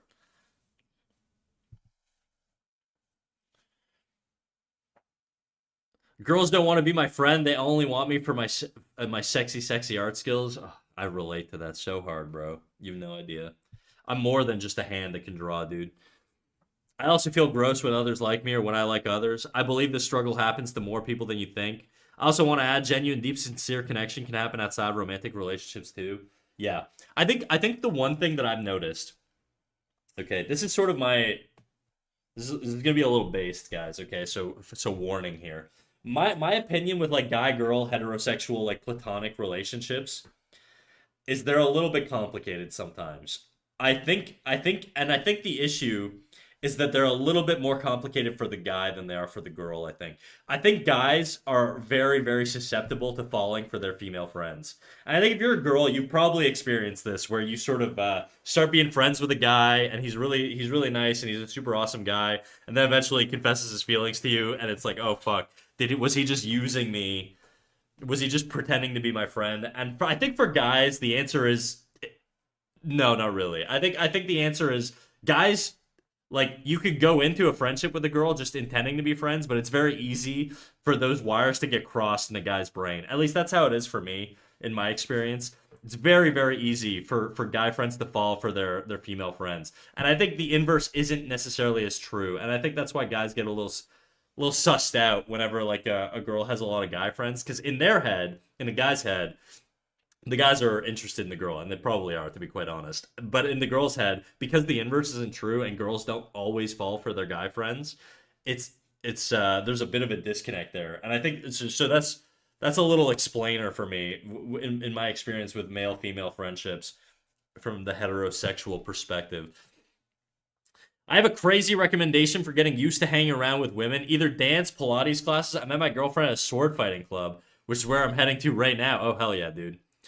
I think yeah, getting out there, doing things in a group setting where the goal isn't to like, bang the shit out of each other and just sort of do other things that you can bond over and make like connections with is also a very good way to get into a relationship. I've had some female friends who've been better than any other person to genuinely open up to, but I think having cross-gender platonic relationships have their own kind of innate friction, especially if that woman has a partner. There have been multiple times where I've had a close friend who felt the need to hide that we were friends because of the insecurity of the guy in a relationship. Yeah, I that one's a tough one. I think my sort of view on that is if your values are like if you're a guy and your whole thing is I don't want my girl to have guy friends at all, that has to be like a thing that you bring up front. Like if that's the type of dude you are and you cannot fight your jealous urges, it's got to be like a thing that you guys agree on value wise, and it's got to be a thing where it's like if she's like I don't want you to have girlfriends. To like a lot of people that's really controlling, but I think if you're in a relationship where those two people can share those values, that's not really how I would run my relationships personally, but I think if that's sort of like a thing where that's what you want, it's got to be like a thing that you set out way before. It's like the issue with a lot of these couples that have this problem is they get into the relationship knowing this stuff, but they never discuss it. And then they're fucking a year into the relationship, and now they're dealing with like controlling issues and jealousy and stuff like that. Look, if you want to have like a fucking trad style relationship, go crazy, dude. Knock yourself out. But I think if you've got a value mismatch like that, it's not gonna last. That shit's doomed. Okay, you're just extending the relationship beyond the point of expiry. Very true in my experience. I think that's good advice. Thank you. That happened to me, but my friends were girls, so that happens to friends of the same gender too. Oh yeah, for sure, dude. For sure. I do think guys are like from what I can tell, it seems to be a lot more common with guys. If we're generalizing, of course. Yeah, I was pretty straight up about telling my dates that I had autism slash ADHD, so I might struggle with eye contact or speech because I get very nervous around new people. That helps so much. Yeah, yeah, yeah, for sure, dude. I think Not to be cliche or whatever, but communication is key and all that good stuff. It's stuff like this that makes me seriously consider polyamory, but given the story I brought up earlier, maybe large groups of people isn't my thing. I don't know. It sounds exhausting to me, bro. I'm not. I don't want to do like the poly stuff. My whole thing is I'm a very like emotionally blunted person, I guess. I don't get like strong attachments to people, and I'm also a very solitary person. Kind of like I'm kind of like a cool edgy lion or like a tiger actually. Yeah, that's it. I'm like a tiger, like a panther, I think. You know, bro's just too nonchalant, kind of, and handsome, and handsome. Just got my media pass for the Florida tournament. Hell yeah, dude. It really is. Good communication skills are hard to learn. Yeah, and they're gonna take a lot of fuck ups before you actually get used to like doing it right.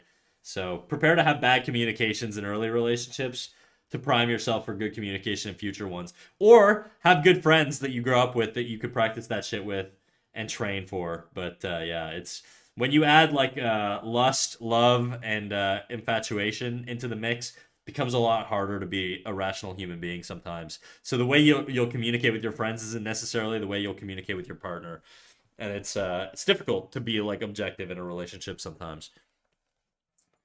I might be doing media for a semi-pro team at the London and France event. Oh shit, dude! I guess that means you got to travel out there. That's crazy. Not bro calling himself a tiger. Yeah, I mean I'm like a tiger. I think I'm just saying. You know, I'm like ferocious and all that stuff. I don't really like fucking up when it comes to people though, because it does take a lot of time investment to forge a good relationship with some platonic or otherwise. And if you take the wrong step, I can it can undo a lot of that work. Starting with a new person doesn't feel quite right. Um, yeah, I think honestly, in my experience, being somebody who has a hard time like attaching to people, if you make the sexual part of the relationship secondary and really focus on strengthening the the the friendship part, it makes it a lot easier to maintain relationships with people. Now that means that it's also a much larger time commitment, but it also means that your ties to that person are going to be a lot deeper and a lot less superficial. Granted, sex is also important, but I'm just saying if you're somebody like that, the tiger does not wipe. That's true. I do have a cringe confession. My wingman for my girlfriend was ChatGPT. It was actually surprisingly helpful. Does she know this? I won't tell her. Don't worry. Your secret stays here, but don't tell your girl that she fell in love with ChatGPT, dude. She might leave you for him. It's a thing that's happening now, apparently.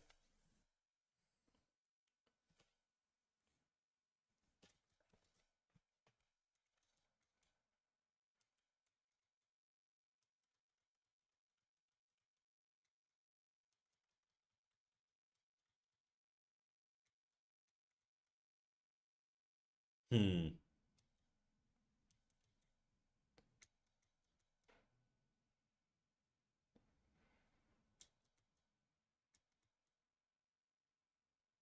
I really hate that I did this backwards.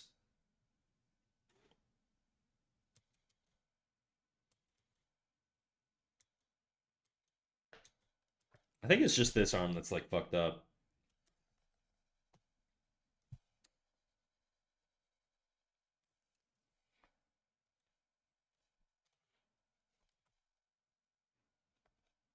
Actually, I could still do this. I just gotta change the perspective.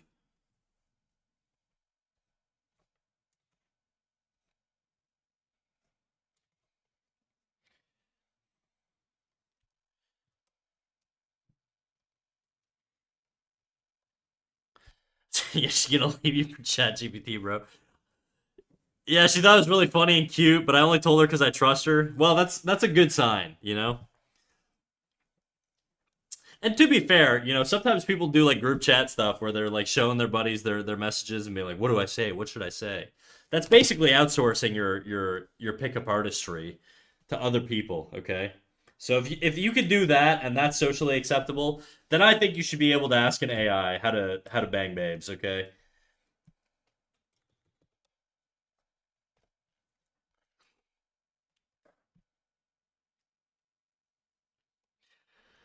No way. The idea of me talking to another one of my friends for advice has been a point of contention before. I can't even imagine asking an AI for dating tips or anything like that. I can go over. Really? Do you have like a lot of like fucking dude bro friends or something? I feel like I could talk to my guy friends about shit like that. We actually do quite a bit, so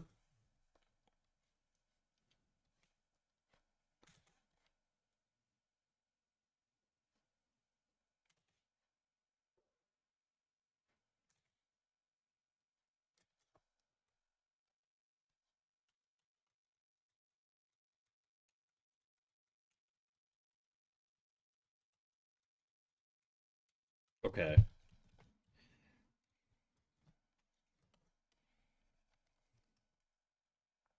This needs to be the opposing hand.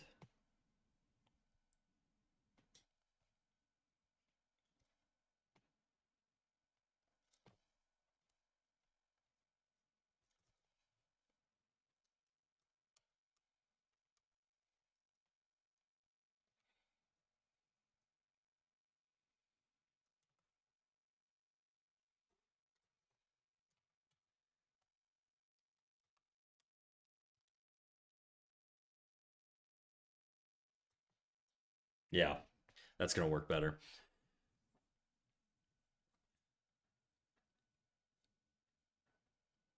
I don't know. I felt gross when I learned that my ex plagiarized the poem she wrote me. I don't know how to let that go, man. Imagine drawing a picture of your beautiful babe and you trace it. Wouldn't that be rough? You like hire somebody and then you trace their artwork and you're like, look what I did. Yeah, I would dump me probably. Yeah, to be fair, I've gone to my female friends and asked them for advice. See, they know best. Take it with a grain of salt. It's really important to read the room first. Again, not a one size fits all solution. It's not that I can't talk to them about it. It's that it's been twisted to frame like teaming up to win an argument or being disingenuous with how you feel in a situation. I mean, I did have toxic friends, but I don't hang out with those people anymore. It's not that I can't talk to them about it. It's that it's been twisted to be framed as like teaming up to win an argument or being disingenuous with how you actually feel. Oh, you mean like your friends when you bring it up, they just start fucking debating with each other on like on the ultimate technique to pick up a woman?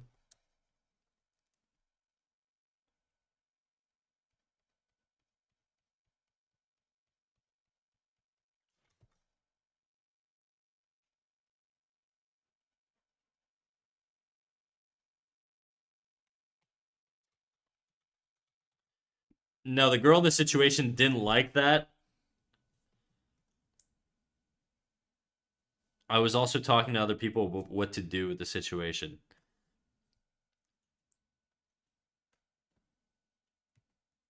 I don't know what you mean, dude. Like the girl you were talking to doesn't want you talking to your boys.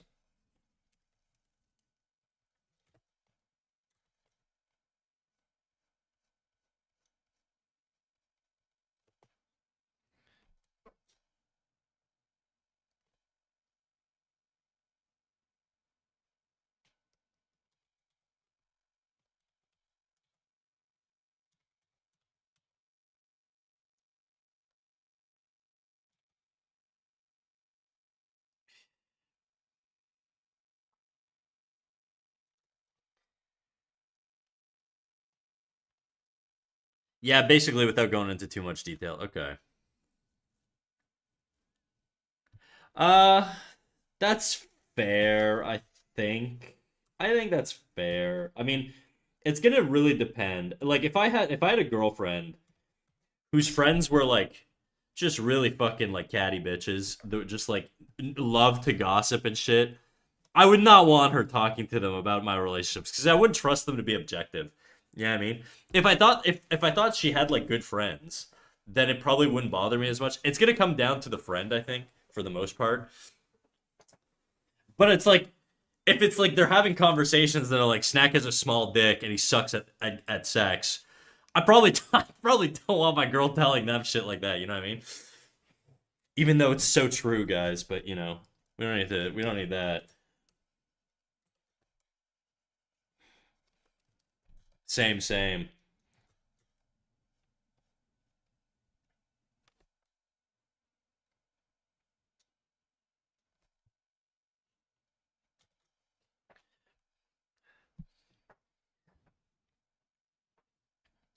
That's a valid point. I don't think you'd feel great if every time somebody said they had a team of people to talk to, they give me the perfect comeback. But if you can't talk to friends, I don't know who you can talk to about this kind of situation.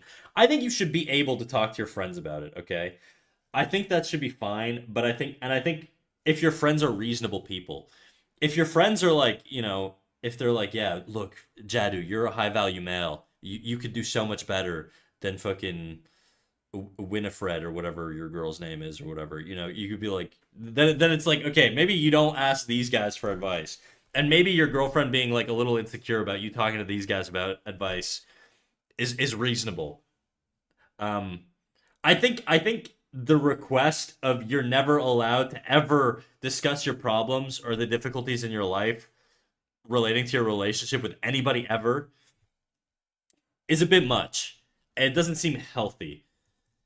Now, if you get into a pattern of like regularly talking shit about your partner and they find like text messages where you're just being like an asshole, okay? I think you should be if you're having conversations with your friends, these should be conversations that you are also having with your partner, or at least willing to discuss with your partner should it come up.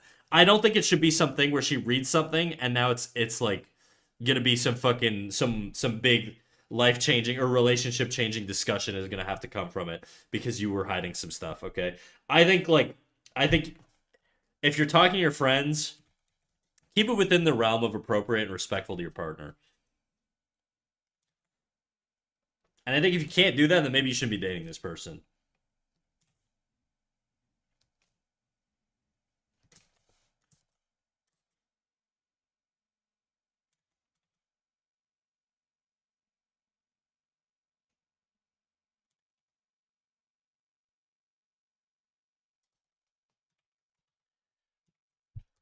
But I don't know, dude. Look, I haven't figured that one out either, but I don't think it's fully evil to like talk to your friends about your partner.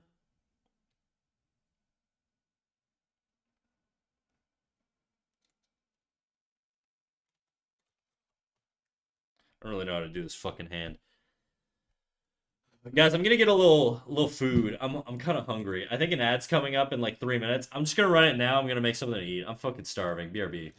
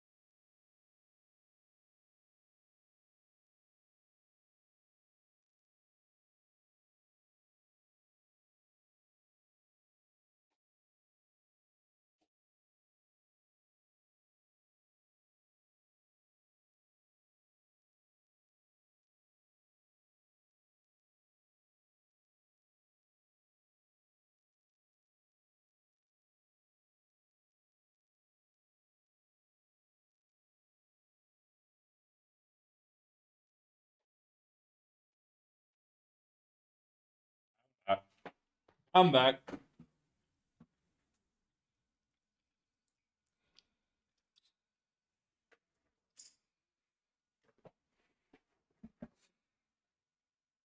I'm surprised how much of this conversation has been genuine advice. I thought it'd be mostly gags about answering the porn ads so you can find the hot singles in your area. Yeah, they don't pay me enough to advertise for Pornhub yet.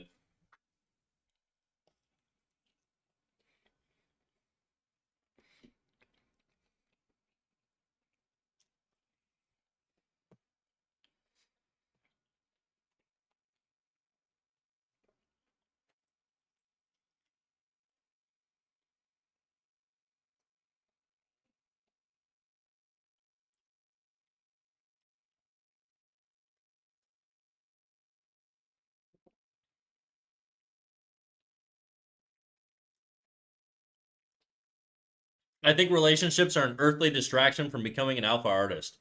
Too true. I'm gonna bounce. It was really nice meeting you. Thank you again for the shout outs and share my socials and my work.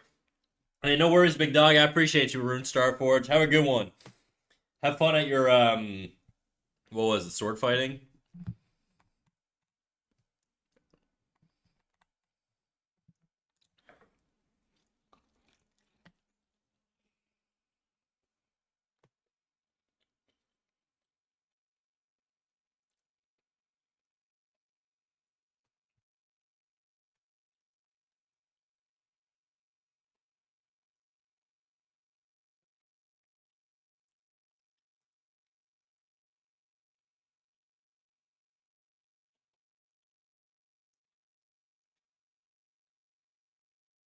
Yeah, thanks so much. All right, peace, big dog.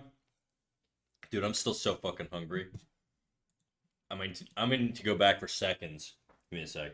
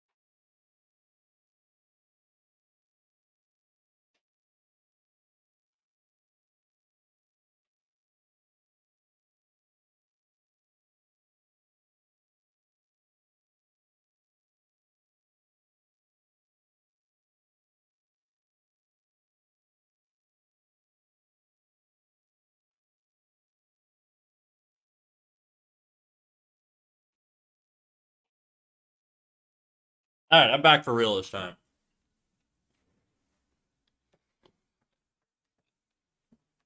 Not gonna lie, I also got a snooze. All right, peace out, Coco. Have a good night.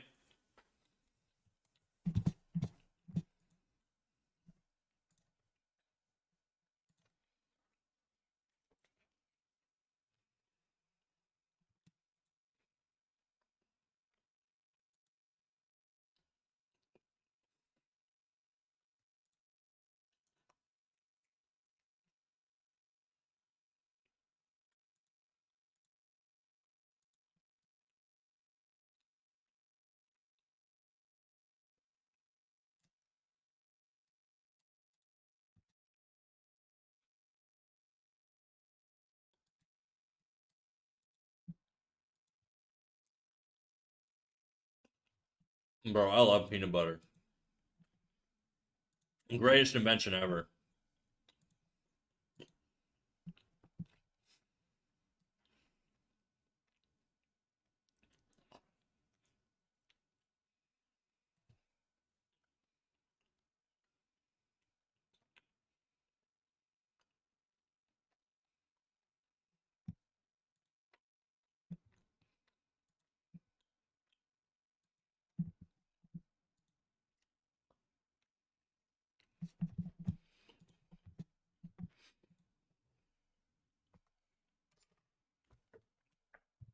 Where the hell did I put my pen?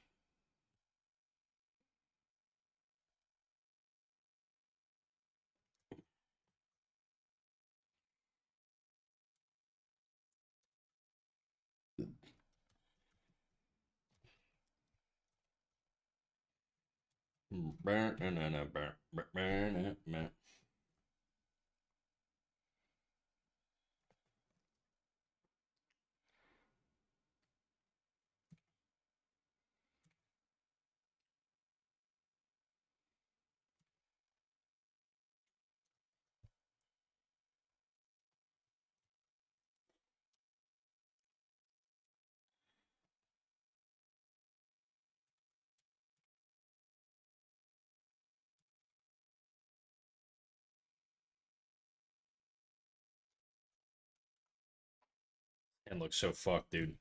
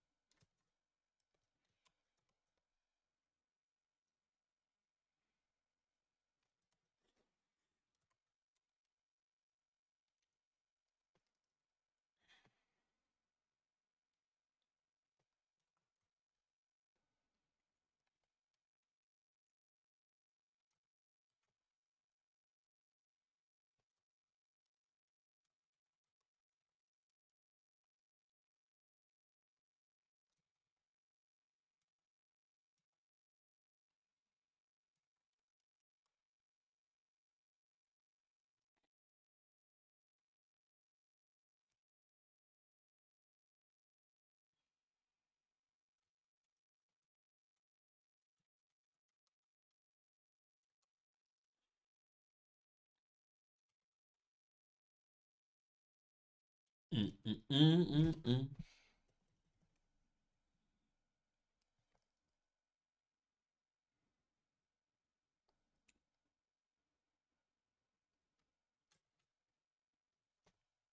This hand looks fucked, but you know what? It's gonna be moving so fast. I'm not even gonna worry too much about it. I'm gonna be lazy here.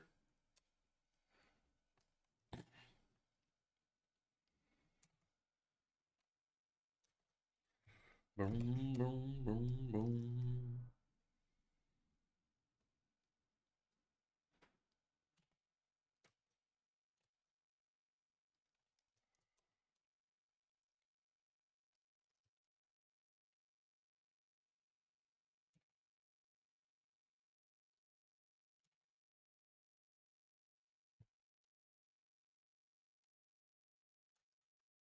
boom. Boom, boom, boom, boom, boom. Rum, boom, boom, boom.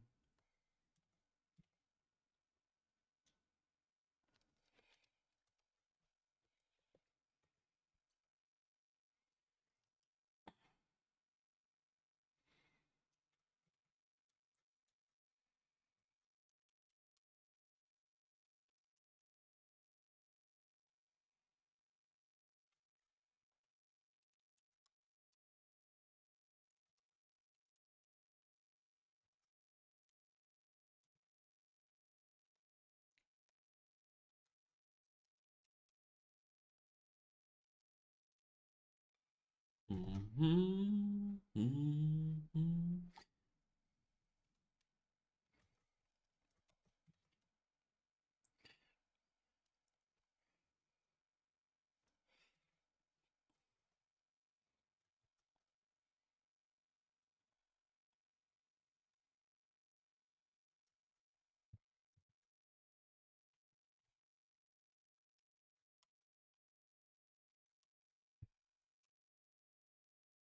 Mhm. Rum, boom, boom, boom, boom, boom, boom. Rum, boom, boom, boom, boom, boom, boom.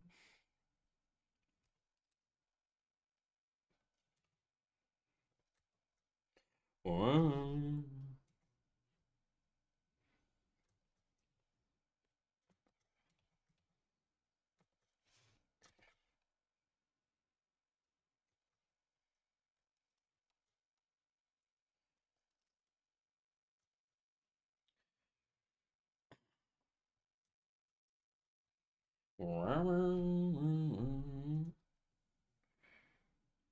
Oops, I don't want to play it from there. I just want the beginning bit. Boom, boom, boom, boom, boom, boom.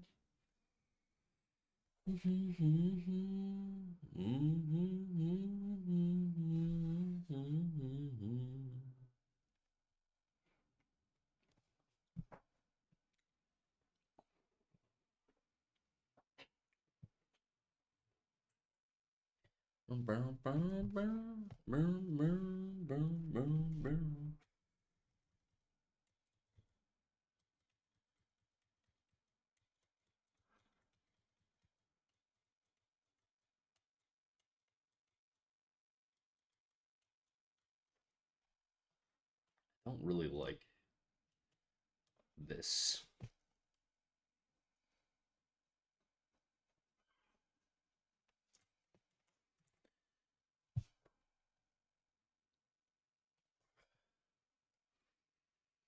See, that catches the eye too much. I don't like that either.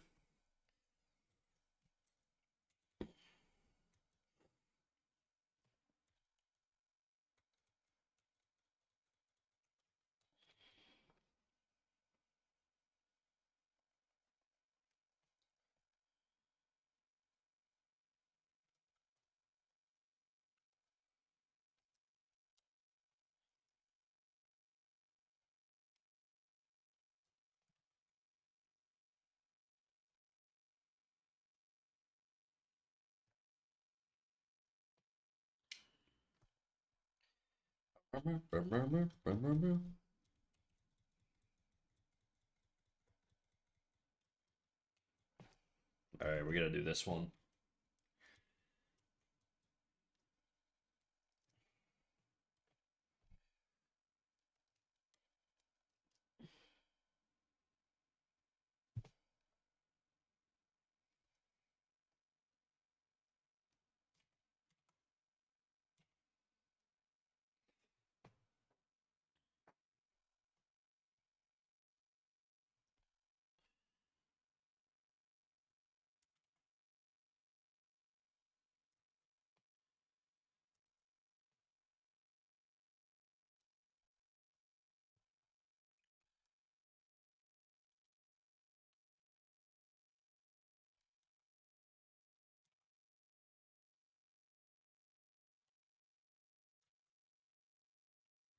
Boom, boom, boom, boom, boom, boom.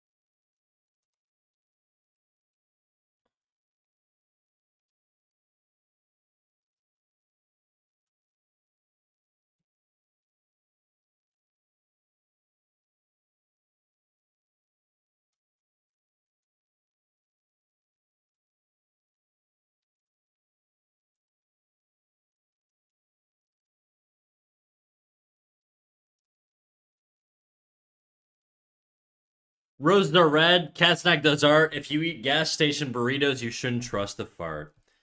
How romantic, dude. What are you hitting on me? What upset? What up coming for that booty? I almost called you Sextra, but different guy. Assuming you're a guy.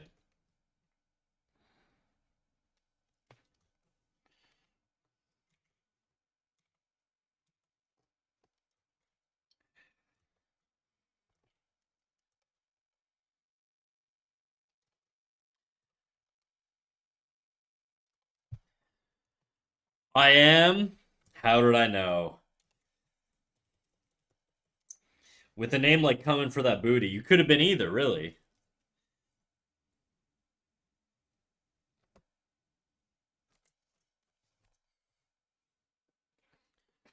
I return full of yummy cornbread, chicken, and soup. What a combo, dude. Sounds awesome.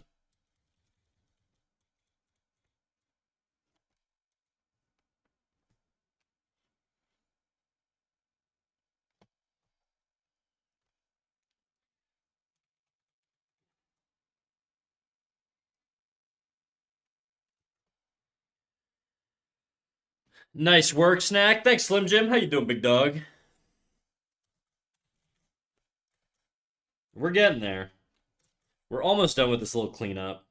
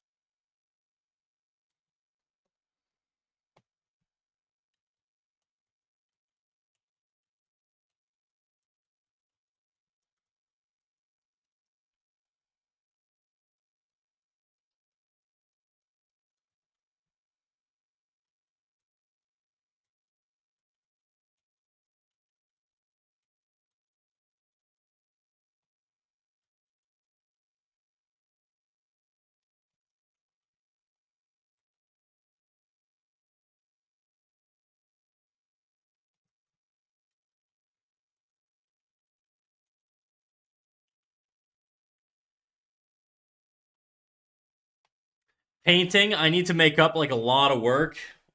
What are you behind on? I'm just gonna tuck this one away.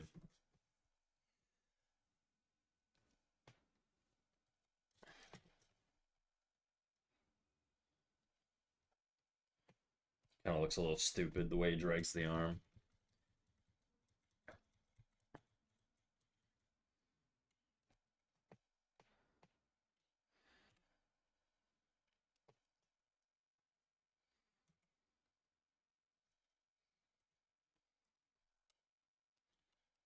Fuck.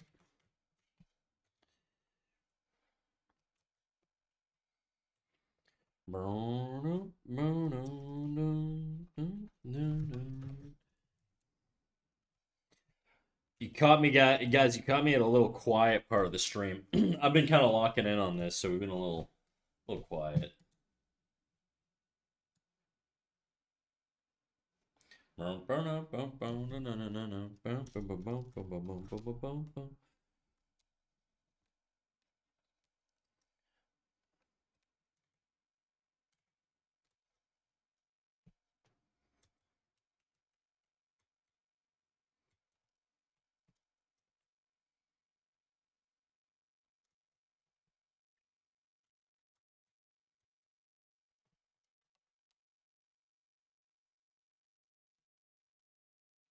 But where's the entertainment?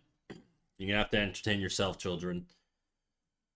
Daddy's being productive.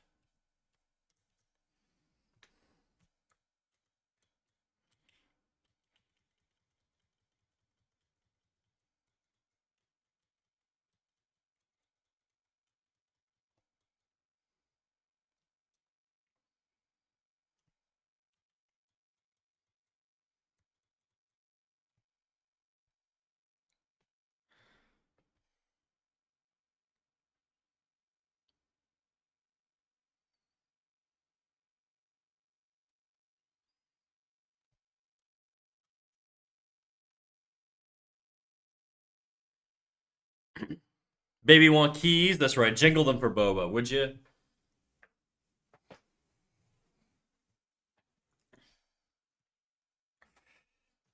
Okay, I think this pose here needs less overlap. We're gonna try and switch it up a little bit. I'm gonna have to rework that.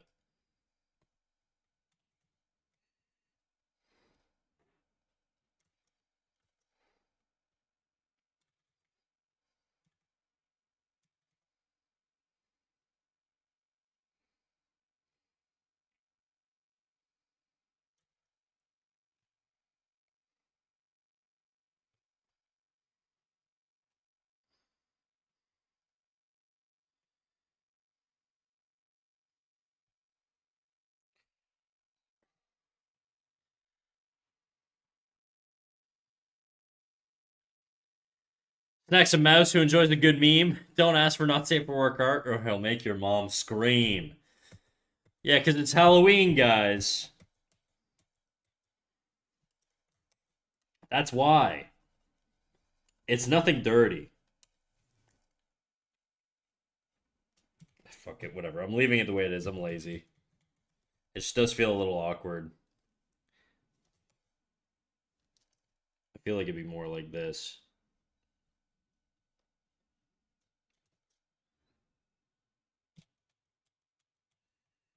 I think it's the lack of sort of silhouette here.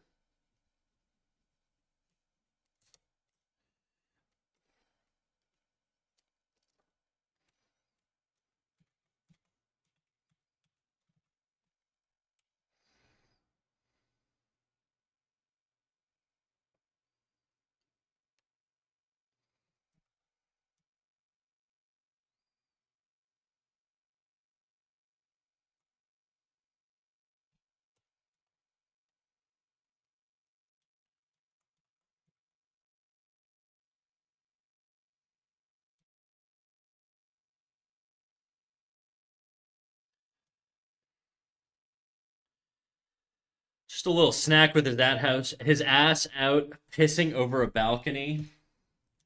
How did you know I did that?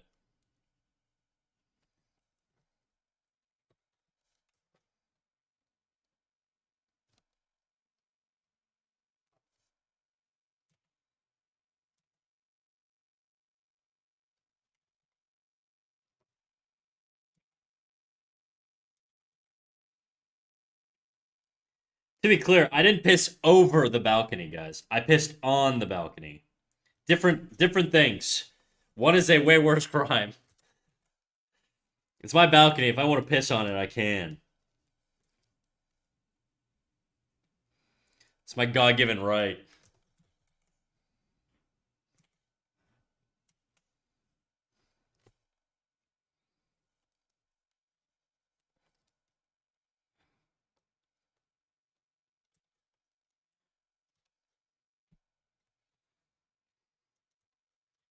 Can we hear the balcony side? It liked it. Don't worry. The story here is that my buddy was puking his brains out in the only bathroom I have, and there was like a bunch of people who needed to piss, and I just said go piss on the balcony, and then we did.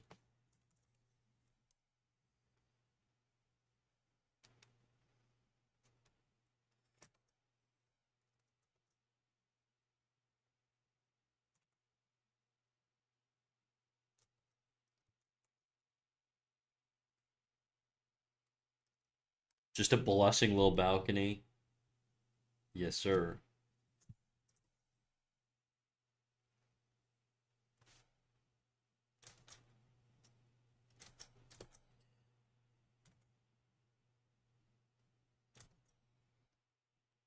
Mm.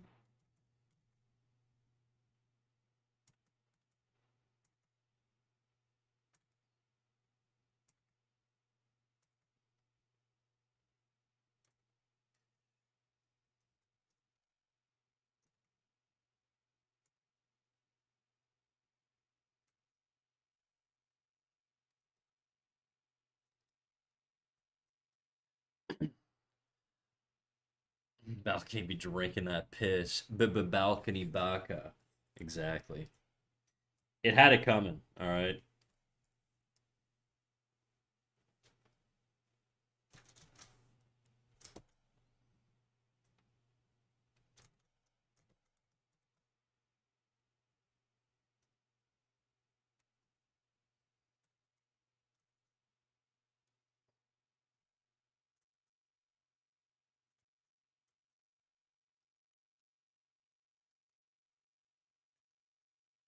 I'll catch you later. Gonna game some. All good, dude. I'm probably gonna wrap up at the 3 hour mark. Bit of a slow night.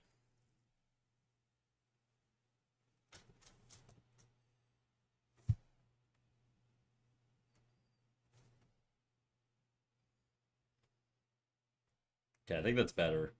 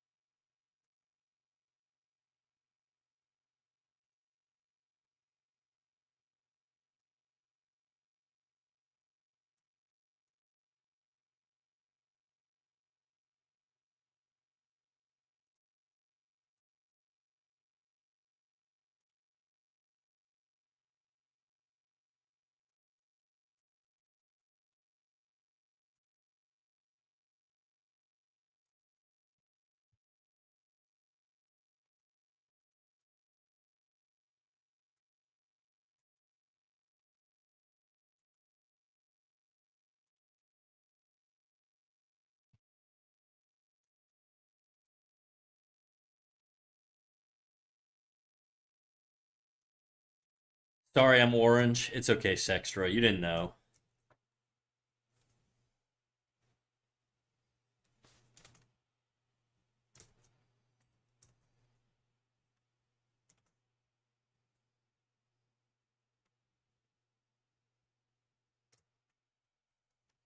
Boom, boom, boom, boom, boom.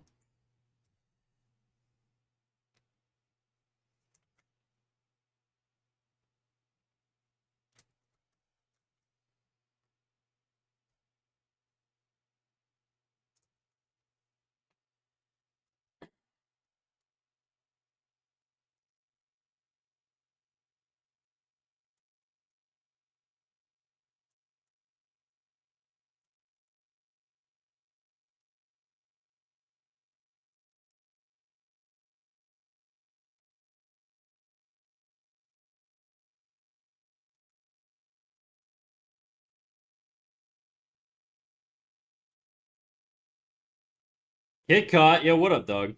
How you going? How you going? How you doing? I can't talk.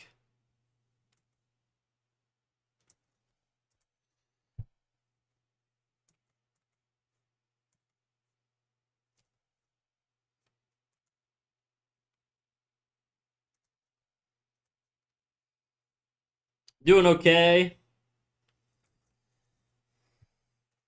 Bought cheap IMs? The hell are IMs? Did you mean items?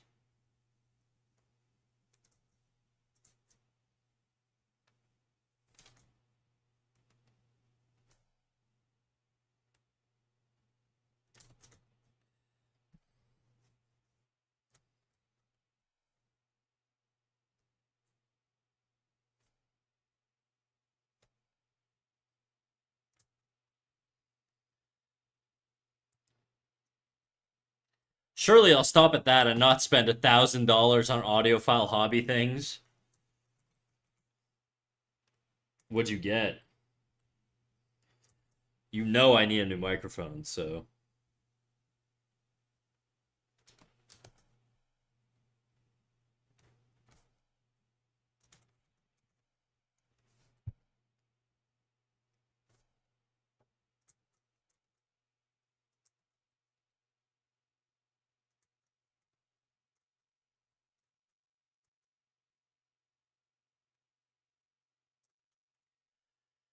IM is in ear monitor. In ear monitor. I don't know what that is, dude. Like for. Yeah, I don't get it.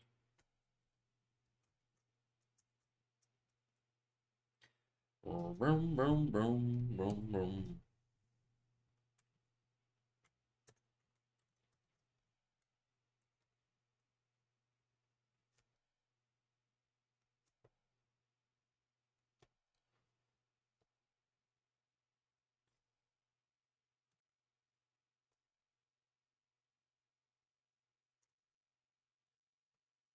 I guess it's like headphones. In-ear monitor. Yeah, I don't know, dude. I've never heard of that in my life.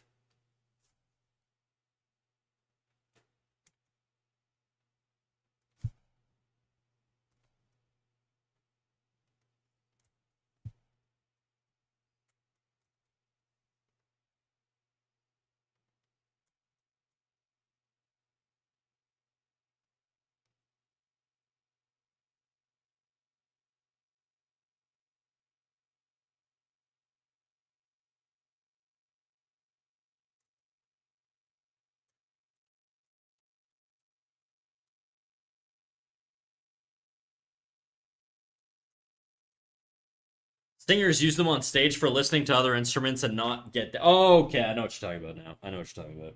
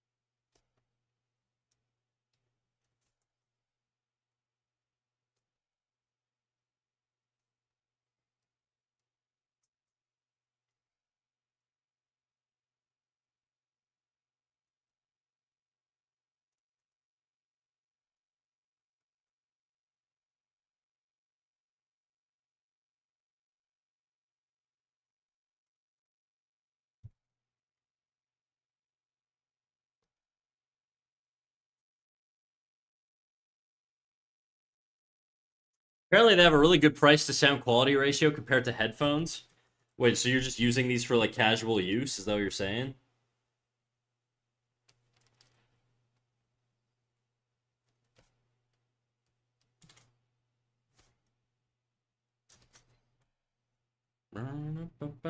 Weird. Well, whatever, dude. As long as it works.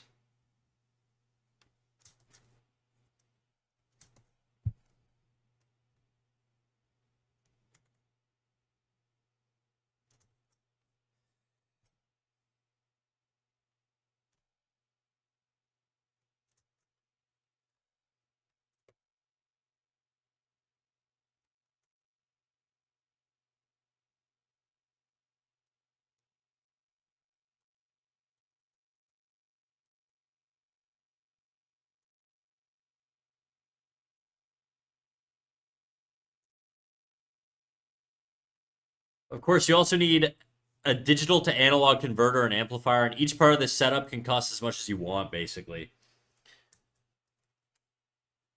Why are you getting all this stuff? You like some sort of rock star or something, dude?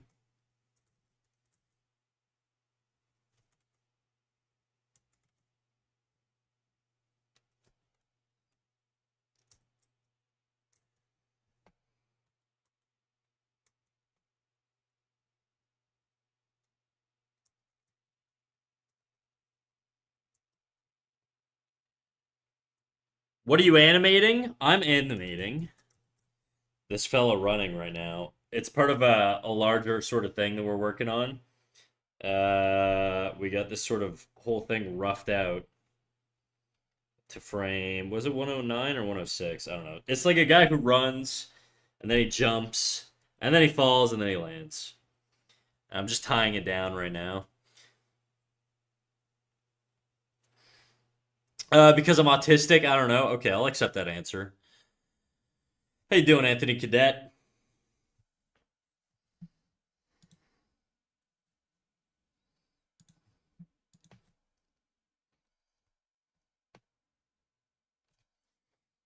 Actually, let me get rid of the rough on the.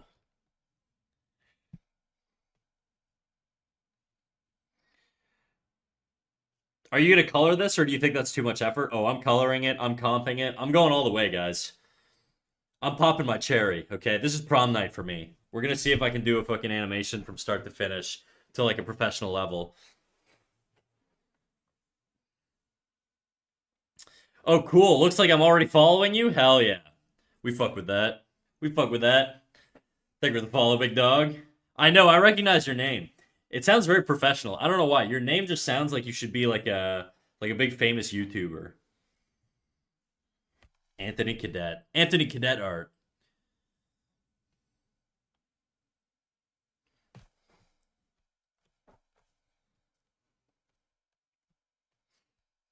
I'm out. Have a nice stream. All right. Thanks for stopping by, KitKat. Enjoy your autistic audio equipment.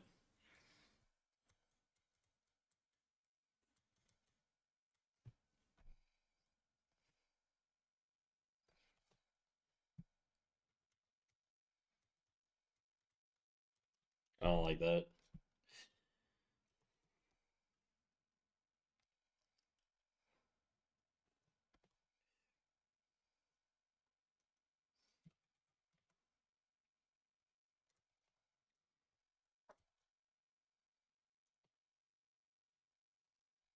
I think this should also sort of be narrowed in a little bit.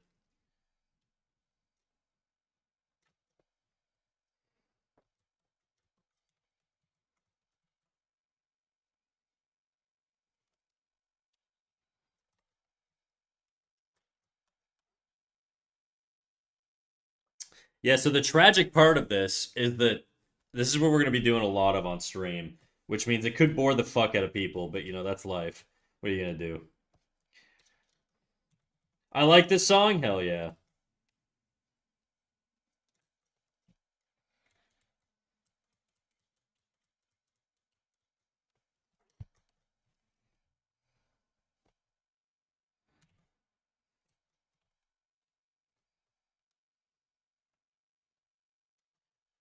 I do 2D animation too? Hell yeah. What do you like to animate?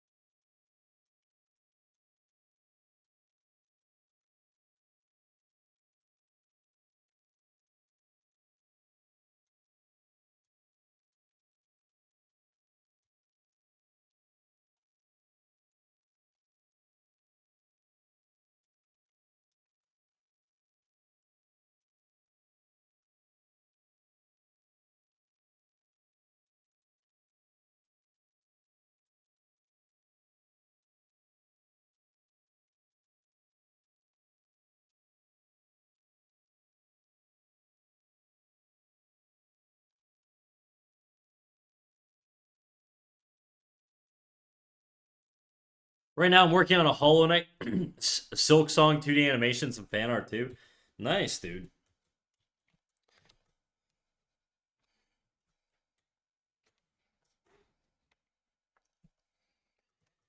Wait, let me clean this little bit up. I don't know if this is gonna work. I just don't want it. It's too in your face right now.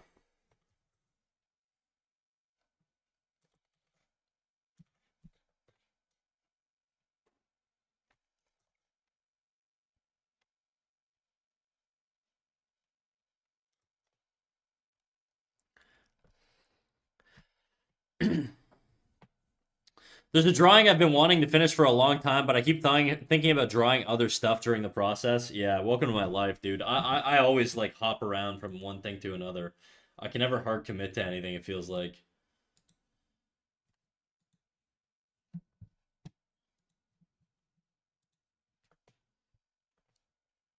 Okay. Nope, I don't want the whole thing. Just give me the run cycle at the beginning.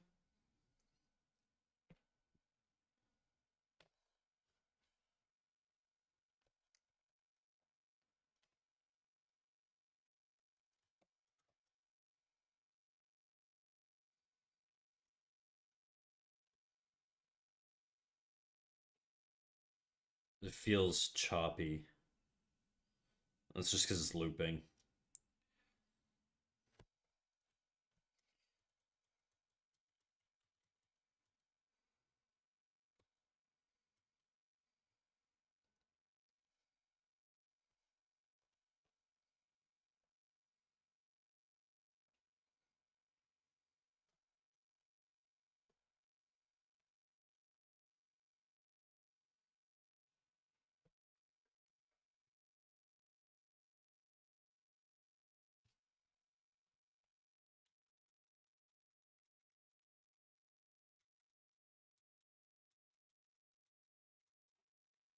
I think this needs to be farther back.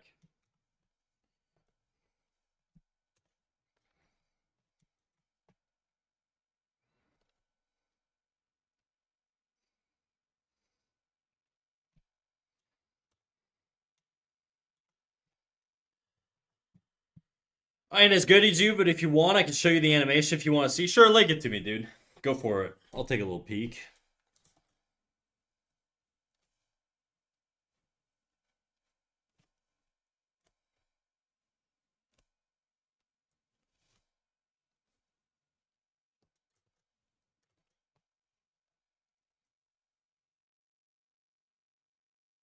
Oh yeah, better.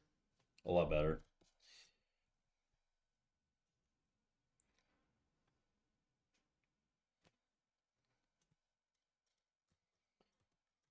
I think this arm swings out too much.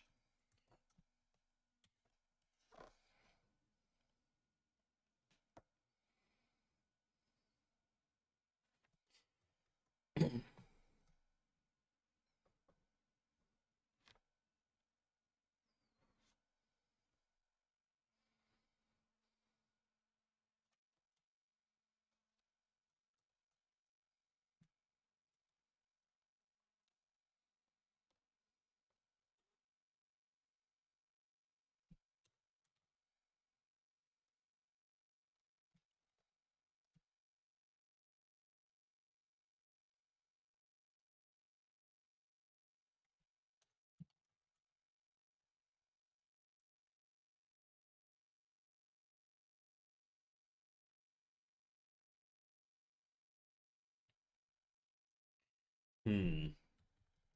Maybe now it's too far down. That versus that.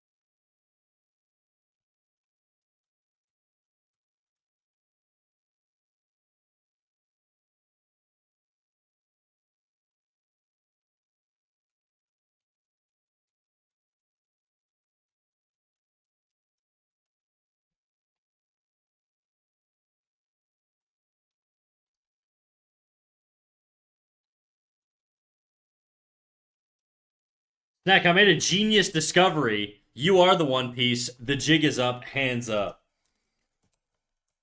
That's what I call my dick, dude. The One Piece. Just kidding. Ha.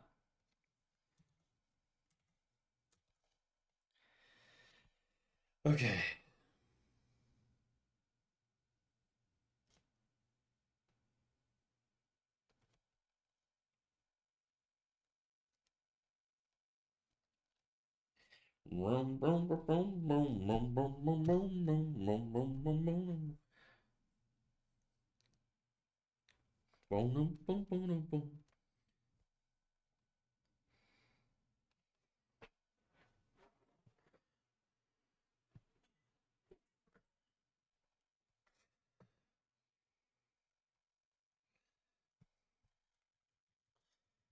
I'm wondering if having another frame like here between these two would help it read better. Could also just move this back, I guess. I'll try moving it back. Just kind of experimenting right now with timing and spacing. It's kind of the nice thing about digital is you could just sort of do that. Whoa, I don't want to move everything.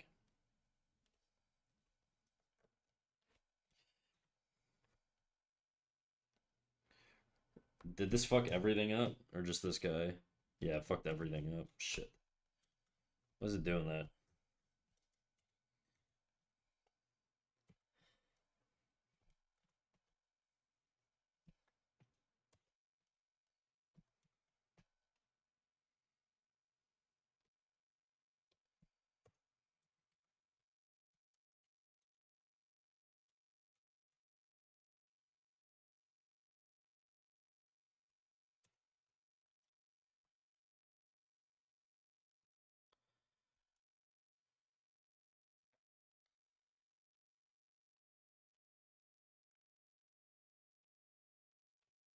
Fuck.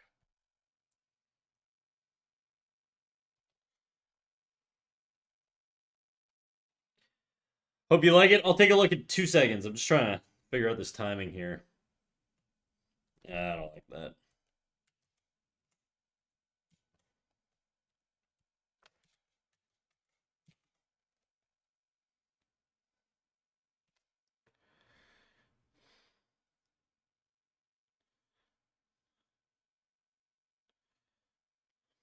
Okay. Okay. Let me take a little look.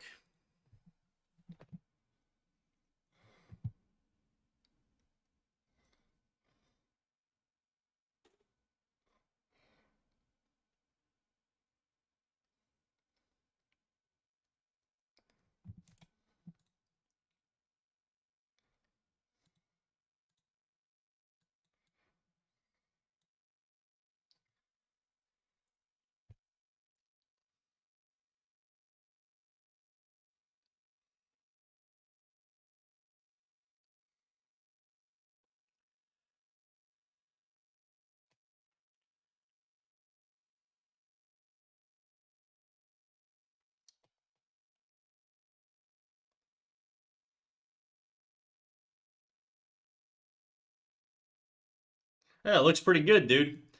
I moved forward to the end. It looks pretty good. It's a good little slash loop.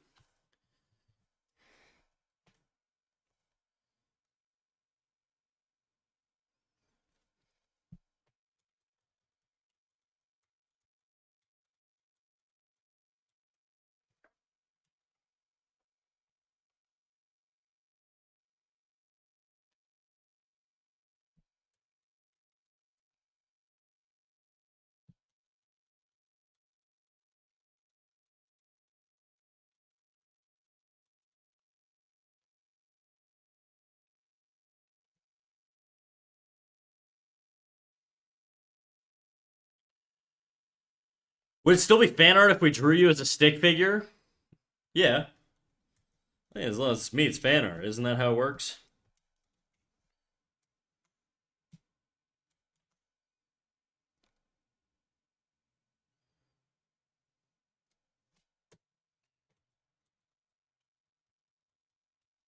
Stronger arc here.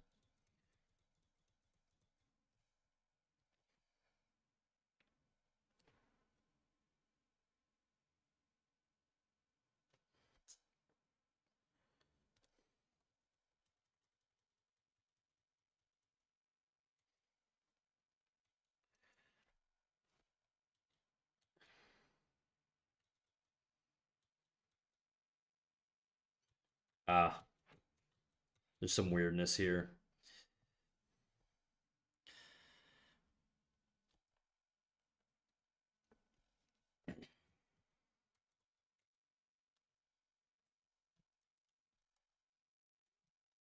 actually think this should be that arm and this arm should be lower.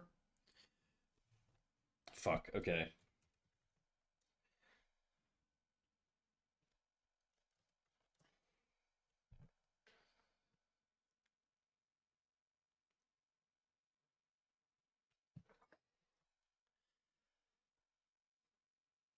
All right, guys, we hit the 3 hour mark. I'm gonna wrap up stream here. Apologies for wrapping up early. I'm just a sleepy boy. So I think we're gonna get out of here. I'm gonna dump you guys somewhere where we've been before. Let's do. You know what? We're doing Oh, wait, is this guy drawn or what? I was gonna drop you into an animator's channel, but dude, my computer is like shitting itself right now. Okay.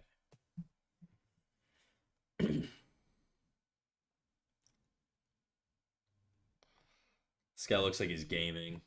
Maybe not him. Yeah, no gaming.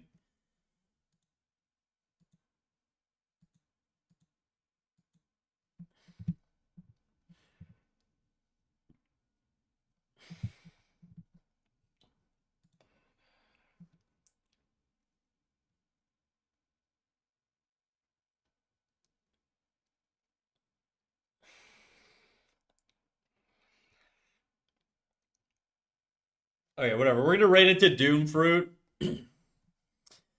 Just cause it's been a minute since we rated him, so why not? Bye-bye, Snack. Bye-bye. Bye-bye, Sydney. Bye-bye, everybody. Give me 1 second. Doom Fruit. Art. See you tomorrow, guys. I appreciate everybody coming out. Have a good one. Bye-bye.